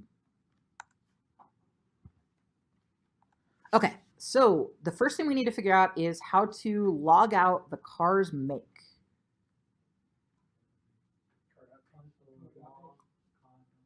Yeah, exactly. So we're basically just drilling into the object car, and we get to use that dot syntax to access those key value pairs. So it's going to be car.make. Spot on, guys. So how do we get the car's model? It's pretty similar. Car.model and car.mileage. I'm guessing that's the same. Not the most interesting. Now we have to decide together what is the weirdest thing in the glove box and how do we log it out. So we have clown makeup, a koosh ball, practically ancient candy canes, whoopee cushion, sheet music for Ace of Base greatest hits, gloves. Math.random.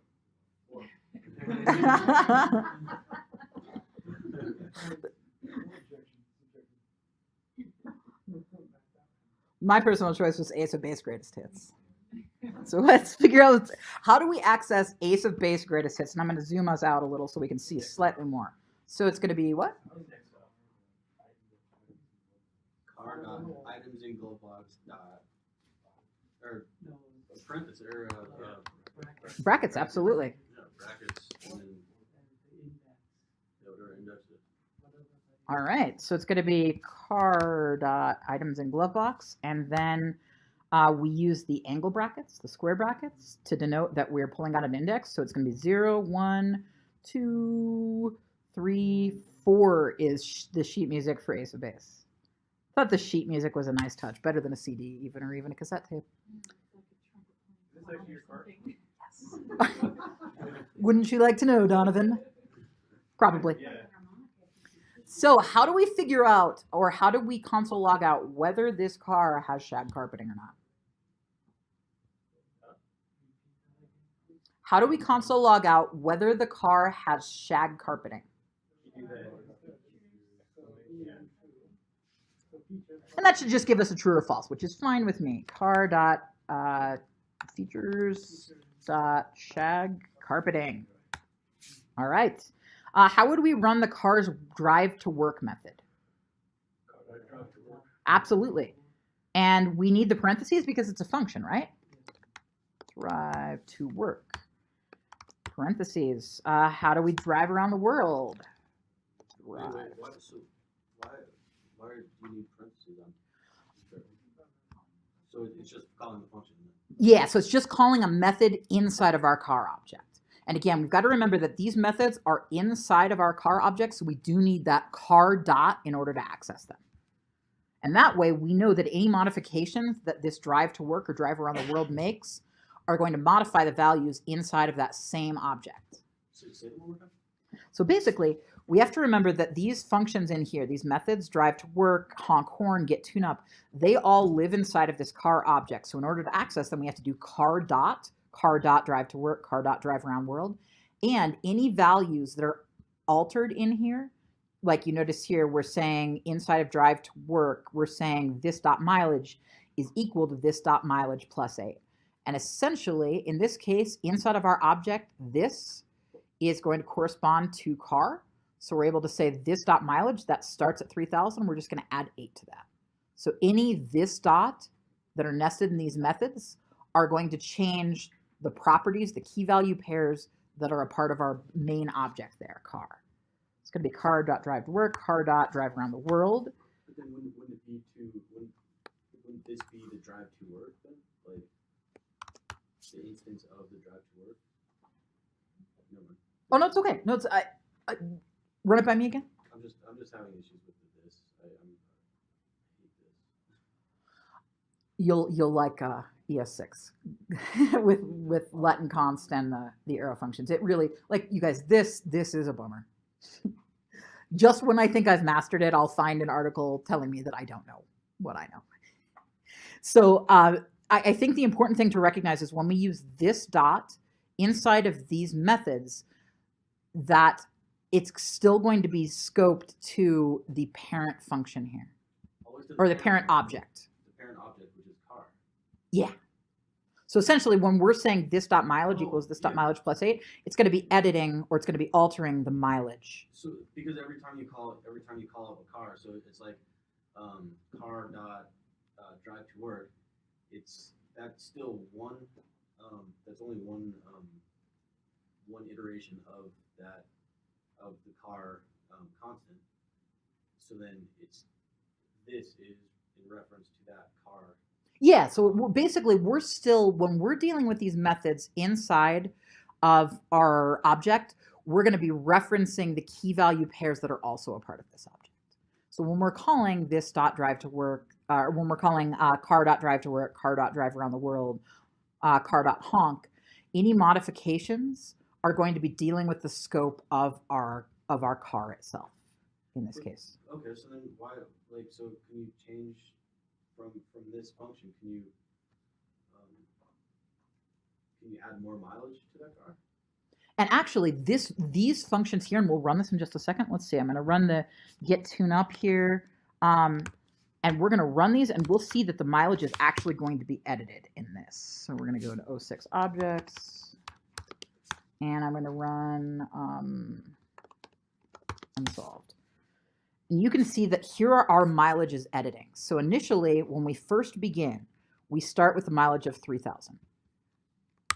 Because 3,000 was the initial value in our object, right? Mileage 3,000.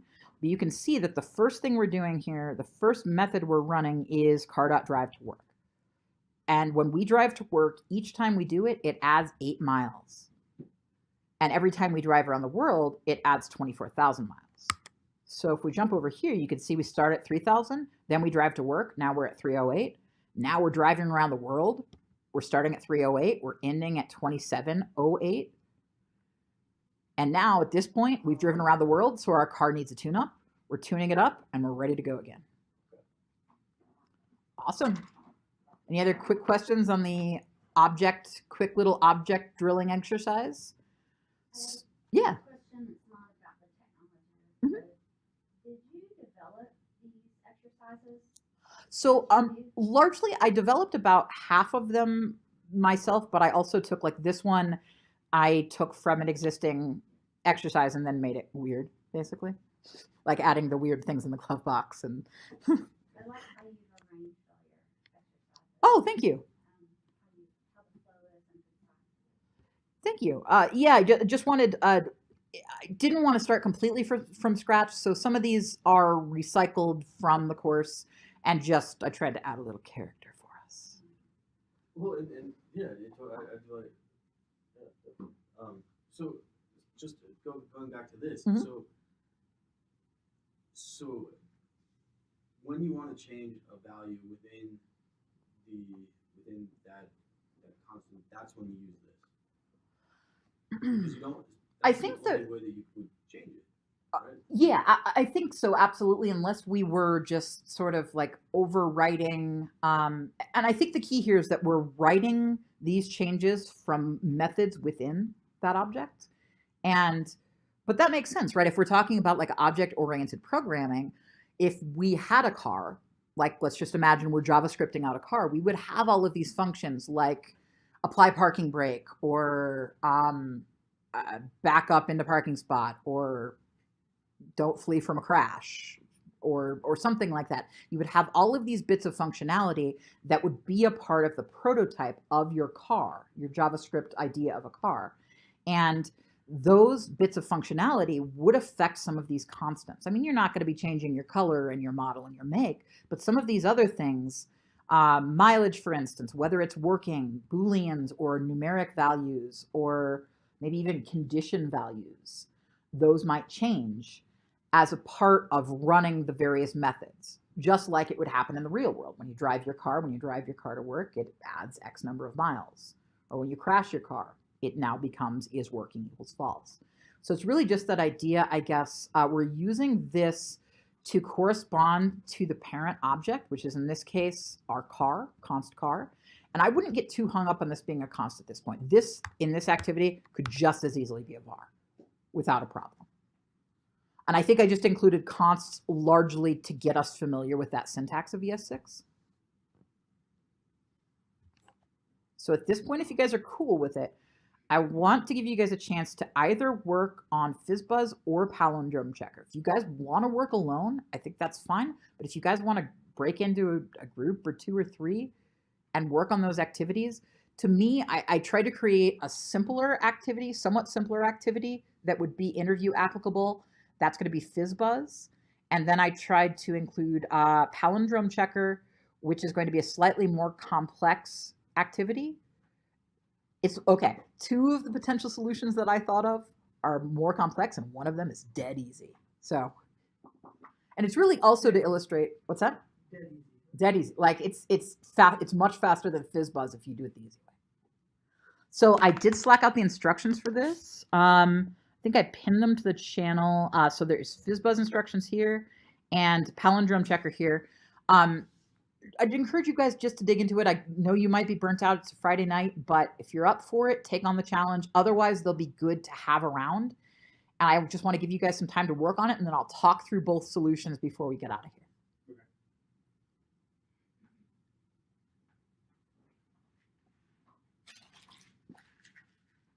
So we're not going to go over like ternary. We won't, but I know we're planning on doing, at least last I heard, we were going to do a review session on jQuery next week. But to be honest, I don't know that I can pull a full 3 hours out of jQuery. So I'll probably do the end of this lesson next week for anybody interested, if Caleb gets it set up, where I would cover those last 2 exercises, which are going to be ternary operators and callbacks, and then I'd put together some other content as well. Was that? Yeah, absolutely. Who's working on FizzBuzz? All right, let's all work on FizzBuzz. FizzBuzz.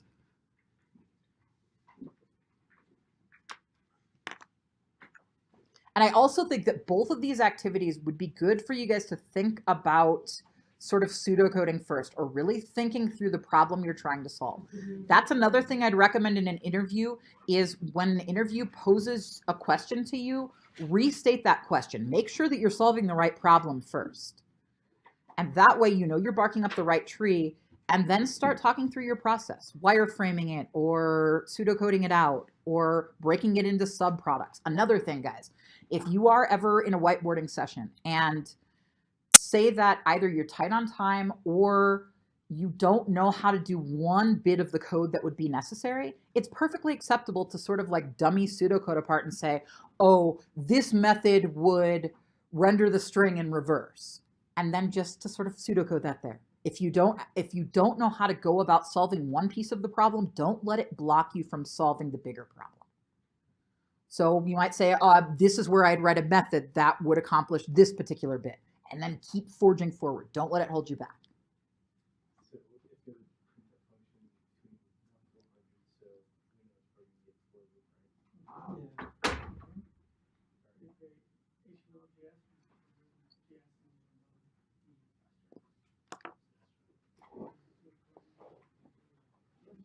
Are you gonna try palindromes? Yeah. Yeah, girl. Yeah.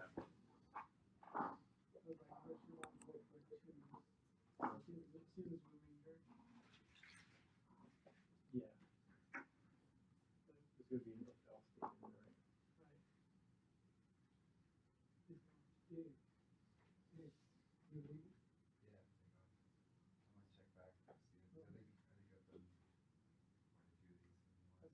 Yeah, you've been drilling them in the real world, huh? Yeah, I had a pretty bad experience the first technical interview. Yeah. That was just like motivation. Take a look at the. Yeah, I mean that, and also there's like a free Udemy course that I went through, just like JavaScript basics, and it was like really detailed, and I learned a lot of specific for these types of. And you feel like it helped? Yeah. It helped Awesome. a lot. It was really good. Sweet. Yeah. If you think of it, fire that link out to the Saturday It's chat. actually, I think I did. It's actually Okay, very cool. Because I think they have another sale going on right now that's like $10 or there's- $15 or there's something. like some thing I get through Medium. They have, sometimes they'll have like a link for free course. They call like Free Course Fridays. Nice. So this one's actually free. Yeah. Friday, so Sweet. I picked it up and went through it and goes over pretty much these and lots of other technical. Yeah, absolutely. It's good stuff. Anyway, Thanks for hanging out. Have a great weekend, whatever it is.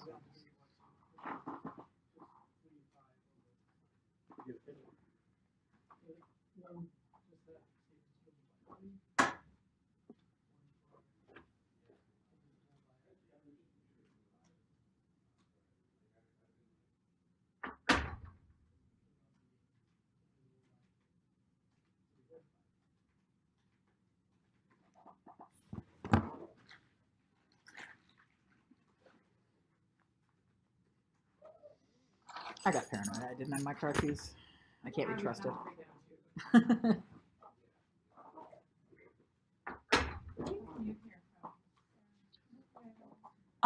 So I normally just come from 210 University. That's where I work right now. It's right by the Whole Foods on University. Oh, that's convenient. Yeah. But I live in West Arvada.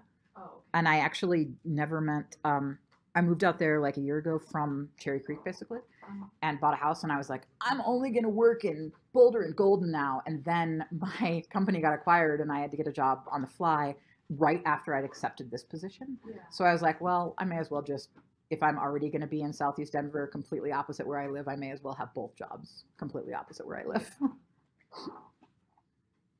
like all the jobs, like I live in Southeast Aurora and all the jobs are in Rhino or Yeah. Brookfield or Boulder or Golden. Fair amount in DTC too. That's the river north area, North Denver. It's kind of like north of Coors Field a little bit. It used to be downtrodden. My last job was there. It's now considered one of the hottest dining neighborhoods in the U.S. And they have like River North. no, but they do have on their bike path rather than bikers. They have biking rhinos. That's like the gentrified like 4 points, 5 points, right? Yes. Kind of, yeah. Yeah. It's a cool area. What's the biking rhino? So like on the bike paths, you know how usually on a bike lane you'll see, on a bike lane, usually you'll see like a little bicyclist icon. Oh, the symbol, okay. So it's a little biking rhino now. Oh, it's an animal. Yeah. Oh, So they did sort of adopt it. Marketing, they play on gotcha. It's definitely keeps meeting all of these top dining neighborhoods in the U.S. list, and it's amazing food in that area. It reminds me of Brooklyn a lot, actually. So it's What's like a the- neighborhood, not a. Yeah. Okay. Yeah. What place has been amazing? Never heard of it. Yeah, Um, my husband and I took a scooter tour, like, through the area. Like, we, like, A lot. ride scooters, and then we went to Let me get you some names. I only moved there like a year ago. Okay, so what's the one in the shipping container that's Latin American? I know there's working classes over there.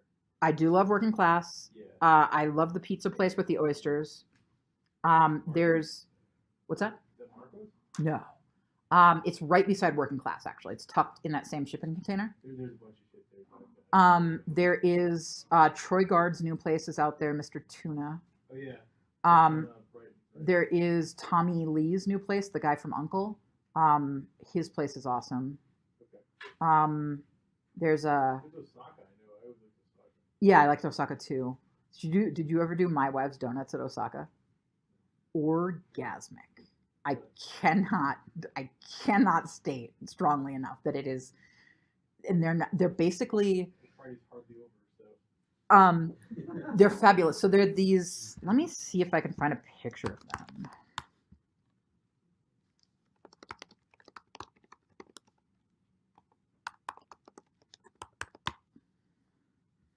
Okay, so these little guys. This is a salted home churn butter right here, Yeah. and then these are. Butter. It is such a good butter. Come back here. These are dusted with, I think they're dusted with like a sweet soy powder of some type. And on the inside, first of all, they're perfectly crisp. And then on the inside, there's like a mochi. Yeah. They're holy fuck delicious. The best cake I've ever had. Well, one of the best cakes I've ever had is actually Osaka. Really? It's a tea cake. Mm-hmm. Perfectly moist and perfectly delicious. Mm-hmm. So, I don't. It's just when I lived there for a long time. Oh, it was, and when my company first moved there, it was a dead zone. Like there was Snarfs and Amerigo. That was pretty much it. Oh, when Snarfs came, I was like, awesome. the Populist is amazing. Like, but it's yeah. little up. Yeah. Los Chingones is solid. Acorn is amazing. Oh, and they've got both of the urban markets now too. Yeah, one of those urban markets used to be like a. Yeah, I didn't know that they turned that into an urban market. I actually saw Austin there. Yeah. Is that overpriced? Like, Oh yeah.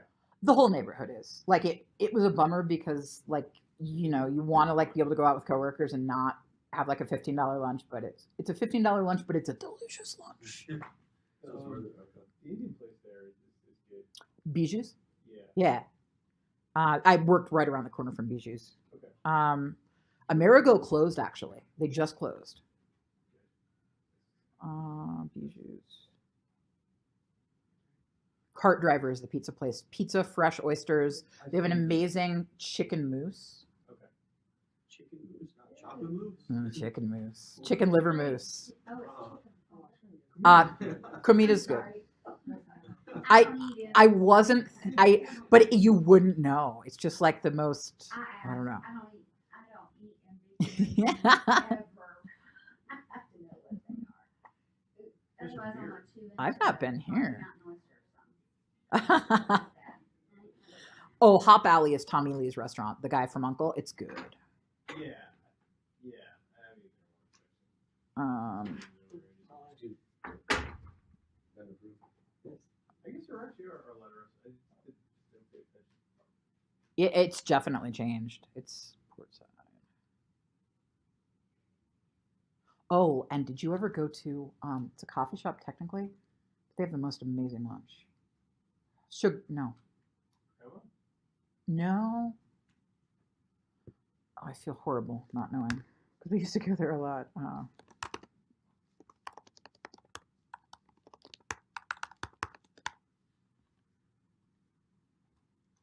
Stowaway. No. Go. Absolutely. Their menu is like it's stellar. Let's pull it up. There's a place that's really good. I just don't go there because we didn't treat my friend very well. What place? It's called the Kitchen Cafe. It's on 22nd. It's a little bit out of the neighborhood. It's about down at 50, kind of on the I don't corner. know that I ever went. 5,000 or 5 points uptown. Is that the same owners as the kitchen in Boulder and the kitchen in Fort Palmer? No. This is a guy who he made his money in weed actually, and then decided he wanted to open up a restaurant. found out that those are two different temperaments.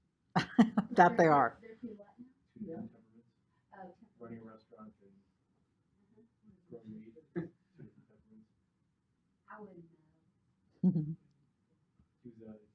It's a good restaurant, but he's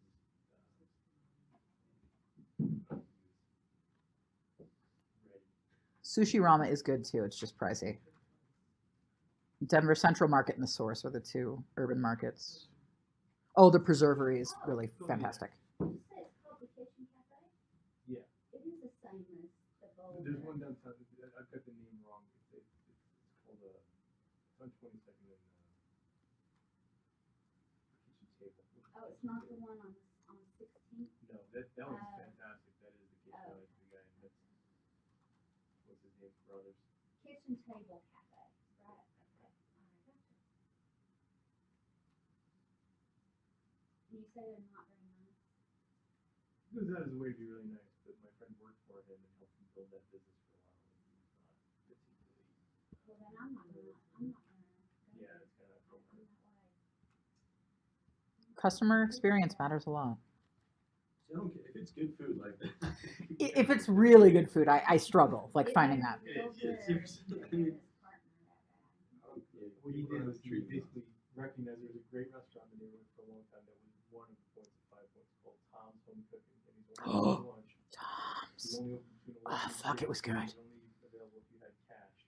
It was, and it sold out really fast too. And yeah, and he would make food up until like he sold out, and then he just close up. So sometimes he closed it. But like he was magic to the neighborhood, and somebody recognized right off the bat that if you were open longer hours and you were open the weekends and you took credit cards, you could make the money that Tom's turning away right now. And that's exactly what that guy did. And he did it or he didn't? He did it. He went straight from making meat to making food. Because he recognized that there was, the line that would go out of Tom's out the door was. It was so worth it though. So worth it. What kind of food is it? Yeah, it's Like home, like meatloaf and like pot pie and like hearty, and you know, wonderful sides. Everything was collard greens and mac and cheese and And it's still open? no. Oh, But this other place that Bill's talking about, the kitchen. yeah, Tom's closed and a part of everyone's soul died. It was. I still can't. I won't miss what I don't know. That's true. That's true. It's a good way to look at it.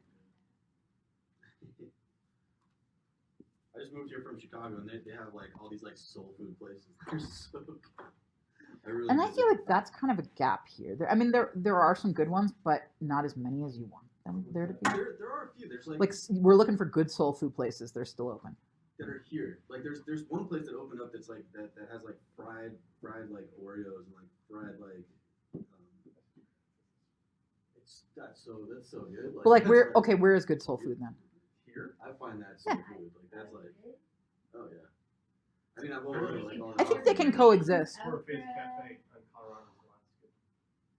Quarter Phase, where is it on Colorado? It's on Colorado in a not great part of town that hasn't been gentrified. That's pretty good. soul food Yes, restaurant. absolutely. It's just like when you go eat, if you eat Mexican food in Texas, you go to the hole in the wall where you have to speak Spanish to order, Hmm. and that's the best food. Exactly. If they can understand English, don't eat there. No, I actually had a friend of mine and we're arguing about this. I'm a big fan of Chubby's. Like, I like Chubby's Mexican food place. late at night when it's like got some like local flavor there too. Fusion. What food do they have? It's Mexican. food, but it's like Oh, God. Americanized Mexican food, and it's like There is not a Mexican food restaurant in this state that is worth it. I've not gone to Chubby's. have you but tried? I have not tried Chubby's, but I'm tired of trying Colorado Mexican food. You don't like hot? It sucks. I'm from Texas. What about green chili? Like the green Okay. chili we have is like Green world chili is renowned. New Mexican food, not. Give us a chance. Like let me gather some places together. No, like give us a chance to give you some places to try. All right, Heather, you I in the will palindrome? take a list from y'all. Get it? If they have green chili on the menu, when they're it's not one my word, place. but That's I'm New trying to Mexico. figure out That's when not. you word with 2 words. Oh. That's So- New Mexico food. My bet for that would be immediately figure out split spaces. Try to figure out how to strip out the spaces from the get-go, You do it. right? Okay, so is that okay to split it? 'Cause Well, basically think about it this way. So I don't know if you're approaching this as a string or as an array, but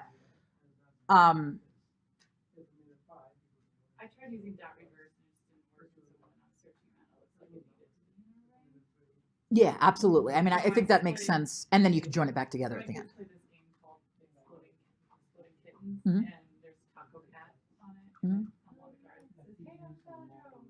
So like the kids learn what a palindrome is. Pronounce it right, but so I just made an array of words. Yeah, So yeah, when I know a Can you get the palindrome, numbers? it's not. Yeah, absolutely. And then so I'm just saying if this word is equal to this word dot split dot reverse Yeah. dot join. So that absolutely would work from one word and then rejoining it together. Yeah. But when you're doing it on two words, I did you add value I, it. and it doesn't Is equal it a zero, palindrome? because if I did those two, then zero. I guess I'm not familiar with two-word So I palindromes. said So that. do you need to maintain that space? Like, are you? Otherwise. Oh, like in terms of like the rules of conduct for whether something or is do or you isn't? Swap all the letters. I think it's just because swapping the I letters. was together. Like most of the common, like complex palindromes, I think they don't account. Like they just, Someone's like, Ava, can I stab bats in a cave? yeah, there's Toyota, or I don't know, it was Right. something, and I was like, what? My owl ate my metal worm. I- Mr. Owl ate my metal worm. So do you need to But the and, but the worry and about, percent, I mean, I guess once you flip it, because like it's to be giving me, God, it's it giving would me error. be, then your space would be in a different spot. So I think what I would say is ignore capital letter, like make everything lowercase and strip the spaces is how I'd approach it. Okay, Because like these definitely aren't matching up spaces like these ones here. right. A Santa lived as a devil at NASA. I like to do that. Was it a rat I saw? Do geese see goddess? So you're just checking, okay, if I reverse all these letters. Yeah. they're in the same And order as they honestly, were originally. And additionally, if you think about this from an interview perspective, they probably wouldn't give you too stringent. They might have you get to the easy answer that you came up with first, and then they might say, okay, what if you had multiple words? How would you handle that? What if you had capital letters? How would you? So really, you're just saying I would just strip out the spaces. That's how I'd approach it, just because that way, otherwise, none of these cool things are palindromes. Right. NASA, Santa, devil is not a palindrome. Because what it'll do is it'll, yeah, and then it just falls through whatever. I think that's. So we'll take another 10 minutes, and then we'll discuss, and then we'll get everybody home.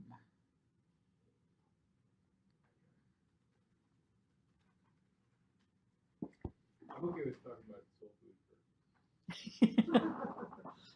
You can write an app for that. I want a list of these Mexican restaurants.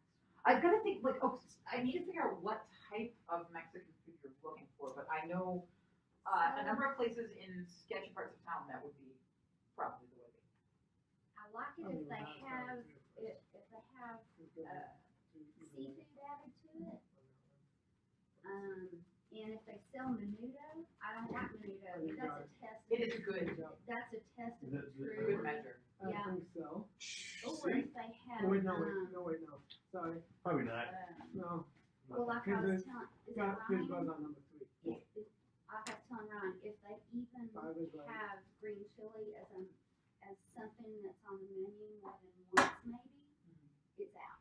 Because they focus too much on new Mexican 6, and not on Tex-Mex or Mexican. And, 15. I don't like Oh, those. wait. Well, then what's the difference?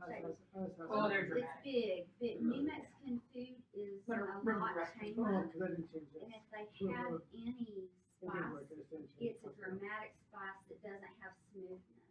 A Tex-Mex or a Mexican has kick, but it has a lot of a smooth flavor, if that means something.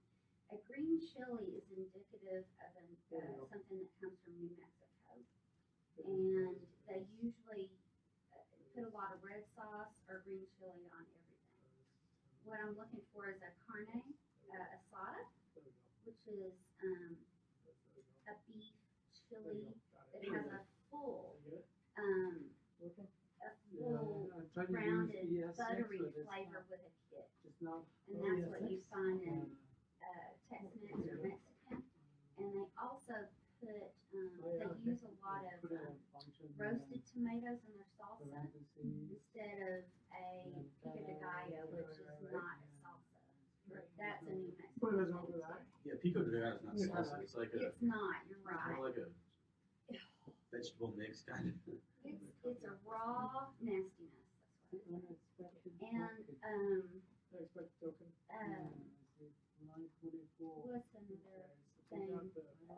what's another thing?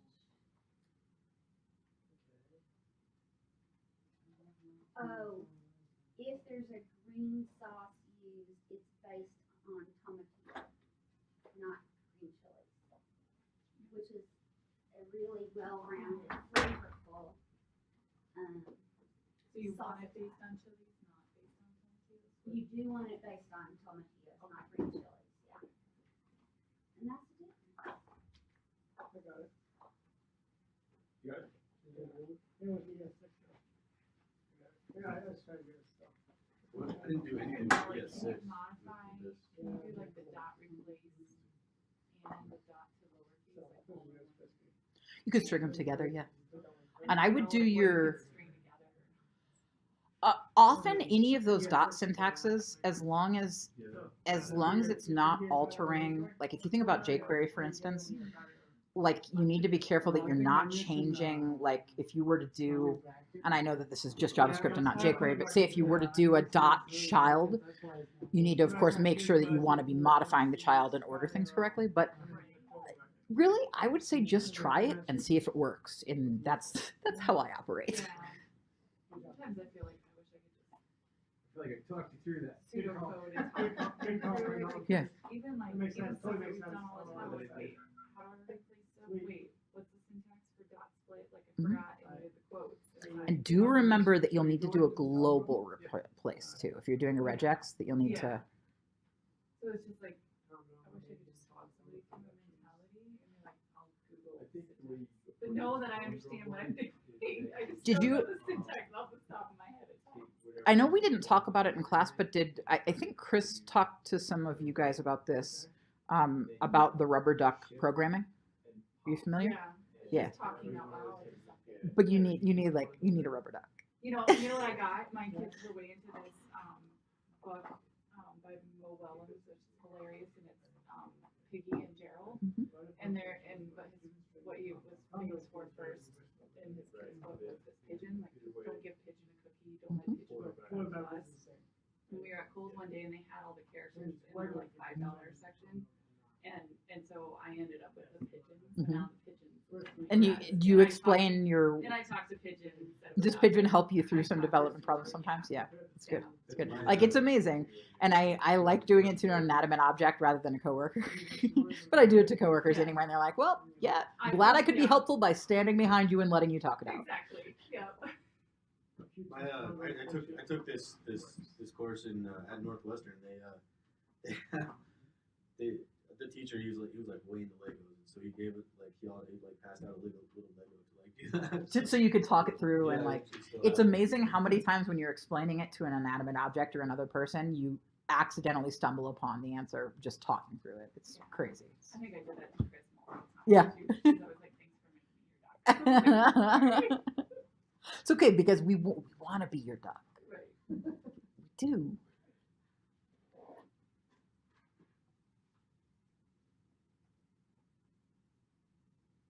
How's the fizz buzz going, buzzers?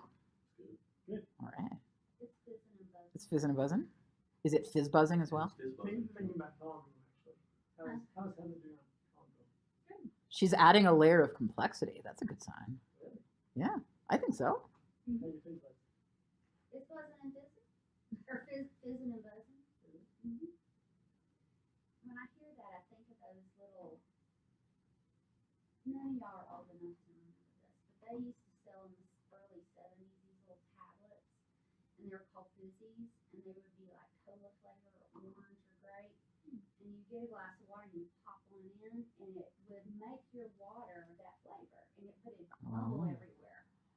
I love not the same thing, but I love Razzles. Does anybody love Razzles? Yes, the Razzles are the candy best. gum. Oh no, Razzles are the one that have the fizzy things inside of them. So it's like hard candy on the outside, Oh, and then they fizz in your mouth. And they're wonderful. okay, I'm thinking of the Razzle gum.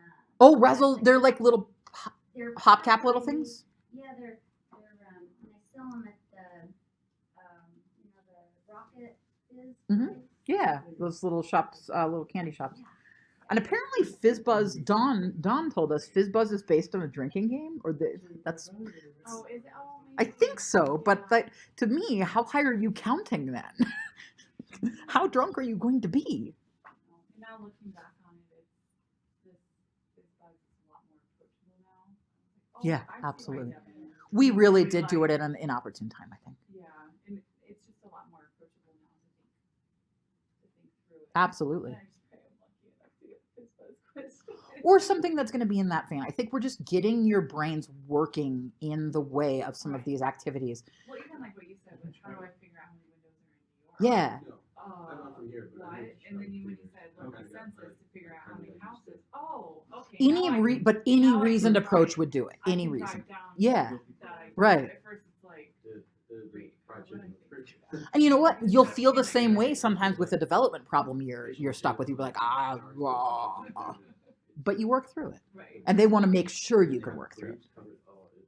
Just getting enough of it. Oh, absolutely. Whiteboarding is I think Dylan is the only person I've met who loves it.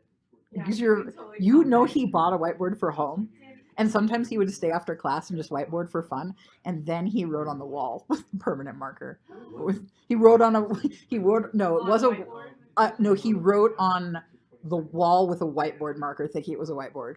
So there was a freshly painted patch of wall. It was only like 2 weeks before the end of class, and we were mortified. Oh, Dylan. What kind of candy is that? Razzles. So they Which ones I'm pulling up are the candy gum? maybe I'm saying the wrong thing then. And they have a fizzy thing inside. Yeah, it's like this And you what have- would they be called? They're at old timey candy shops most of the time, and you'll get like they're attached to each other, so you pull off the individual ones. Are They're they not Zots? thank you, Zots. Okay, you're right. No, you were right on Razzles for the other thing. Yeah, I love them. I love Zots too. I love them and hate them at the same time. They're a disturbing experience. Yes, they are. But they're so. All right, you guys ready to talk through Fizzbuzz? Compare We're notes. still in class. Oh, yeah. We're talking about important things. Yes. Okay, so taking a look here, compare this to what you guys were doing and talk me through if there are any differences or any questions you had. Basically, what this example does is we just loop through. We're saying we're going to start at 1 and we're going to end when it's less than or equal to 100. We're not going to iterate anymore. And you can see here one question that I wanted you guys to think about with Fizzbuzz is does the order in which you check for your numbers matter? Does it matter if you check for 3 or 5 first? Does it matter if you check for 3 and 5 first? So how would you explain that? Why does it matter? Why does that order matter? Because if you have line 11 and line 15 before line 7, Mhm. it's gonna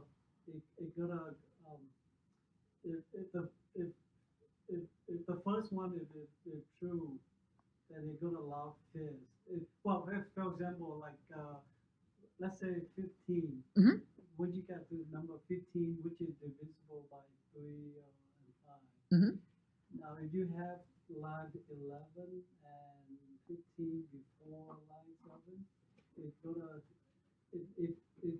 gonna execute the. Yeah, because it's never going to get there, right? Yeah, If never we've got get there. if else's, basically it looks through here and it says, do I belong in this bucket?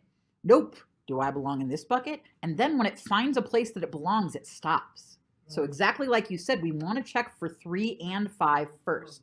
And did you guys think of a way that we could streamline this line right here?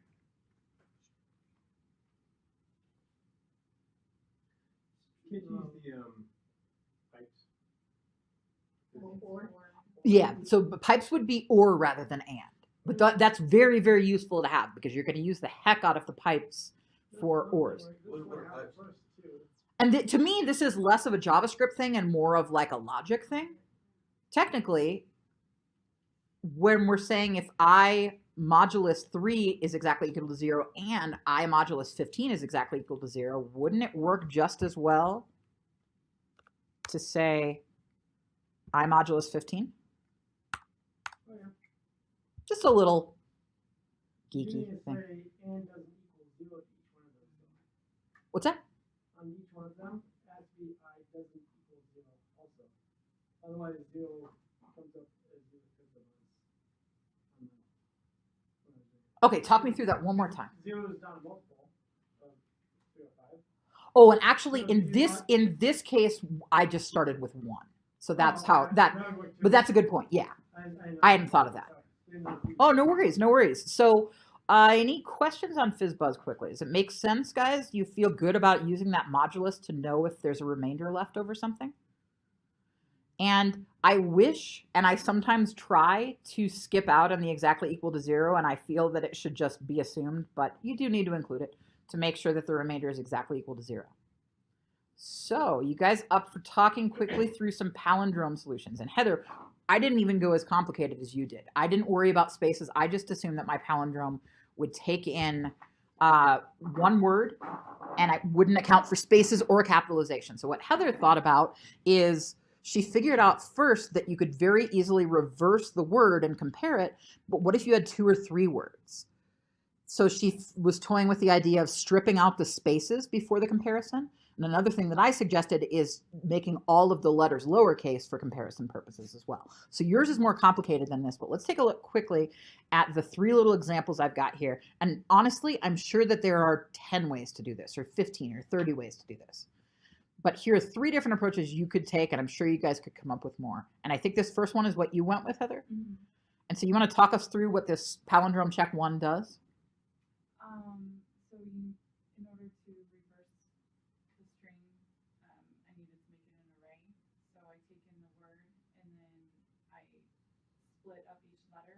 And that's what we're doing right here, string.split. An array. With the dot split, then I reverse the order Mm-hmm. and then push it back together into a string.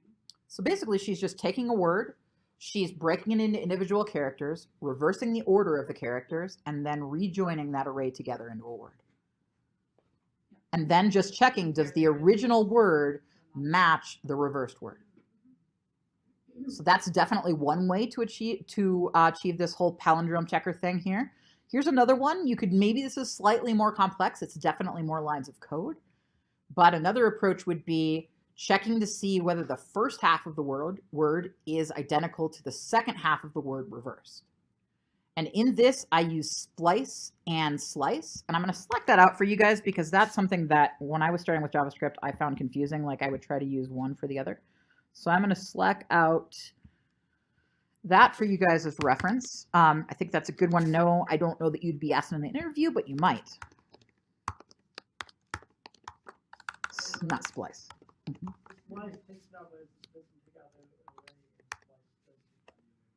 Yeah, absolutely. So let's get the quick, here we go. So our too long didn't read. Slice returns up to, but not including the second argument. Splice does return the second argument. Slice also returns a new array object rather than the original one, whereas splice just mutates the original array. And slice can take up to 2 arguments, and splice can take n arguments. And this is a much longer diversion into the ins and outs of slice versus splice, but they're both good to know, and they're both useful in their own ways. So essentially, all we're doing here, don't worry too much about the nitty-gritty details, but we're essentially saying we're going to create a variable for the first half of the word. We're going to split the string into pieces. We're going to grab the first half of the word. We're going to figure out starting at 0, which is going to be the very beginning of the word. We're going to figure out the length of the word, divide it by 2. So we're grabbing up to the middle of the word, and then we're rejoining that at the end. And then we're comparing that to the second half, where we're doing something similar here. The join just makes it into a string. Absolutely. So all join is going to do is it's going to take an array and convert it to a string. And how do we take a string and convert it to an array? Or what's one potential way?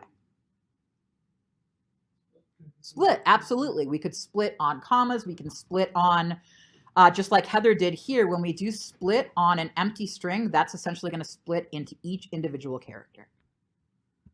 Another time that I use split a lot at work is when I'm working with a database, and say that I was working on a website for that weird car with the weird glove box that we talked about earlier, and it had all these features. In the database, it would probably be a comma-separated list. So I would grab all of the data from that field, I would split on comma, and then that would allow me to loop through and put each feature in a bulleted list or something like that. If you wanted to split it on comma, if you wanted to split it on the commas, but also each letter inside. Mm-hmm. So I would probably split by commas first, and then I'd split by each letter. Okay. There's no harm in doing more than one split or any other transformation like that if you need to make modifications. So if you like split. So like, let's imagine, for instance, that we have features from our car. So it's like shag, carpeting, air freshener, kittens. These are the features for our car. So what I might do is I would split on commas, and that would give me basically like this. I would now have access to these 3 different members that I could do whatever I wanted with. I could. That would be an array. So it'd be so you're taking that array and then you're splitting it into. Well, and actually, in this case, I would say this would probably just be a string, because pretty often what you get back from a database, so say that this was like 15 or 20 different features on a brand new car, I would probably get it from the database as a string, and then I would transform it into an array by splitting, because the commas are just there to let me know the divide between the two. So in splitting it into an array, I would suddenly have, like, each of these would be a string, and they'd be comma separated. It could be confusing because arrays are comma separated when you look at them, but the commas don't really exist. They're not actually a part of the elements. They're just sort of ordering constructs to show you the separation. But really, when you would run a split on a string on the commas, it would just break it into the individual pieces. And so that's why there's no harm in splitting multiple times, if it makes sense. Or very often when I get data, it might be split on like a weird character combination, like if there's a pipe and a slash, then split, or something like that. And then within there, you might have even further nested objects of data. I can try to find a link sort of talking about that more, but I think in this case, we might be getting a little too complicated for this. For this purpose, we're really just splitting each individual character. We're saying, here's a string. I'm going to break it into each individual character. I'm going to push each character to an array. And then after I've done the modifications, for instance, after I've reversed it, then I join it back together, and a dot join turns it into a string again. So essentially, that's all we're doing here. We're saying is the first half of the word identical to the second half of the word. If so, then it's a palindrome. And this is a ternary operator. I'll get to this next review session if you guys are here. But this is a good syntax to be familiar with. Have you guys seen these before? Yeah. Cool. I thought so, but I wasn't sure. So Thanks again for Frank. Bye, Donovan. So it's plus first, not first, equals second. So if it's not first, it's second. So basically what this is saying is, this is us saying it is or isn't a palindrome. And basically what we're doing here in our ternary operator, it's basically just a really abbreviated way that you would write certain conditionals. You don't have to do it this way, but it's easier than an if-else, or it's more concise. Basically what this means is I'm saying if first is not equal to second, then here's our question mark, then not would be what we'd use. Whereas if first is equal to second, you would get an empty string there. And really quickly, let me show you guys a better example, super quickly. I know we're running over on time. Let me show you example 1 here. Okay, so if we're talking about traditional JavaScript, let's say we've got like some sort of like event at our club, and you can either be a member or not a member, right? So we've got a variable that's a Boolean if you're a member or not. And then we've got let fee info is going to be an empty string. And then if somebody is a member, we're going to say the fee is $2. But if somebody's not a member, we're going to make them pay more. So the fee is $10. However, if we want to use a ternary operator, we can accomplish the same code up here in one line by basically saying feed info is equal to the fee is, and if the user is a member, the fee is $2. If the user is not a member, the fee is $10. Oh, okay. So That's actually old-timey JavaScript, so not new to ES6. So when you say ternary, that means that it's either true or false. So then there's no other value. So it'd be either true or false. Yeah, so basically it's essentially this syntax is just saying here's our conditional. So like here's our is member equals true, right? That's this right here.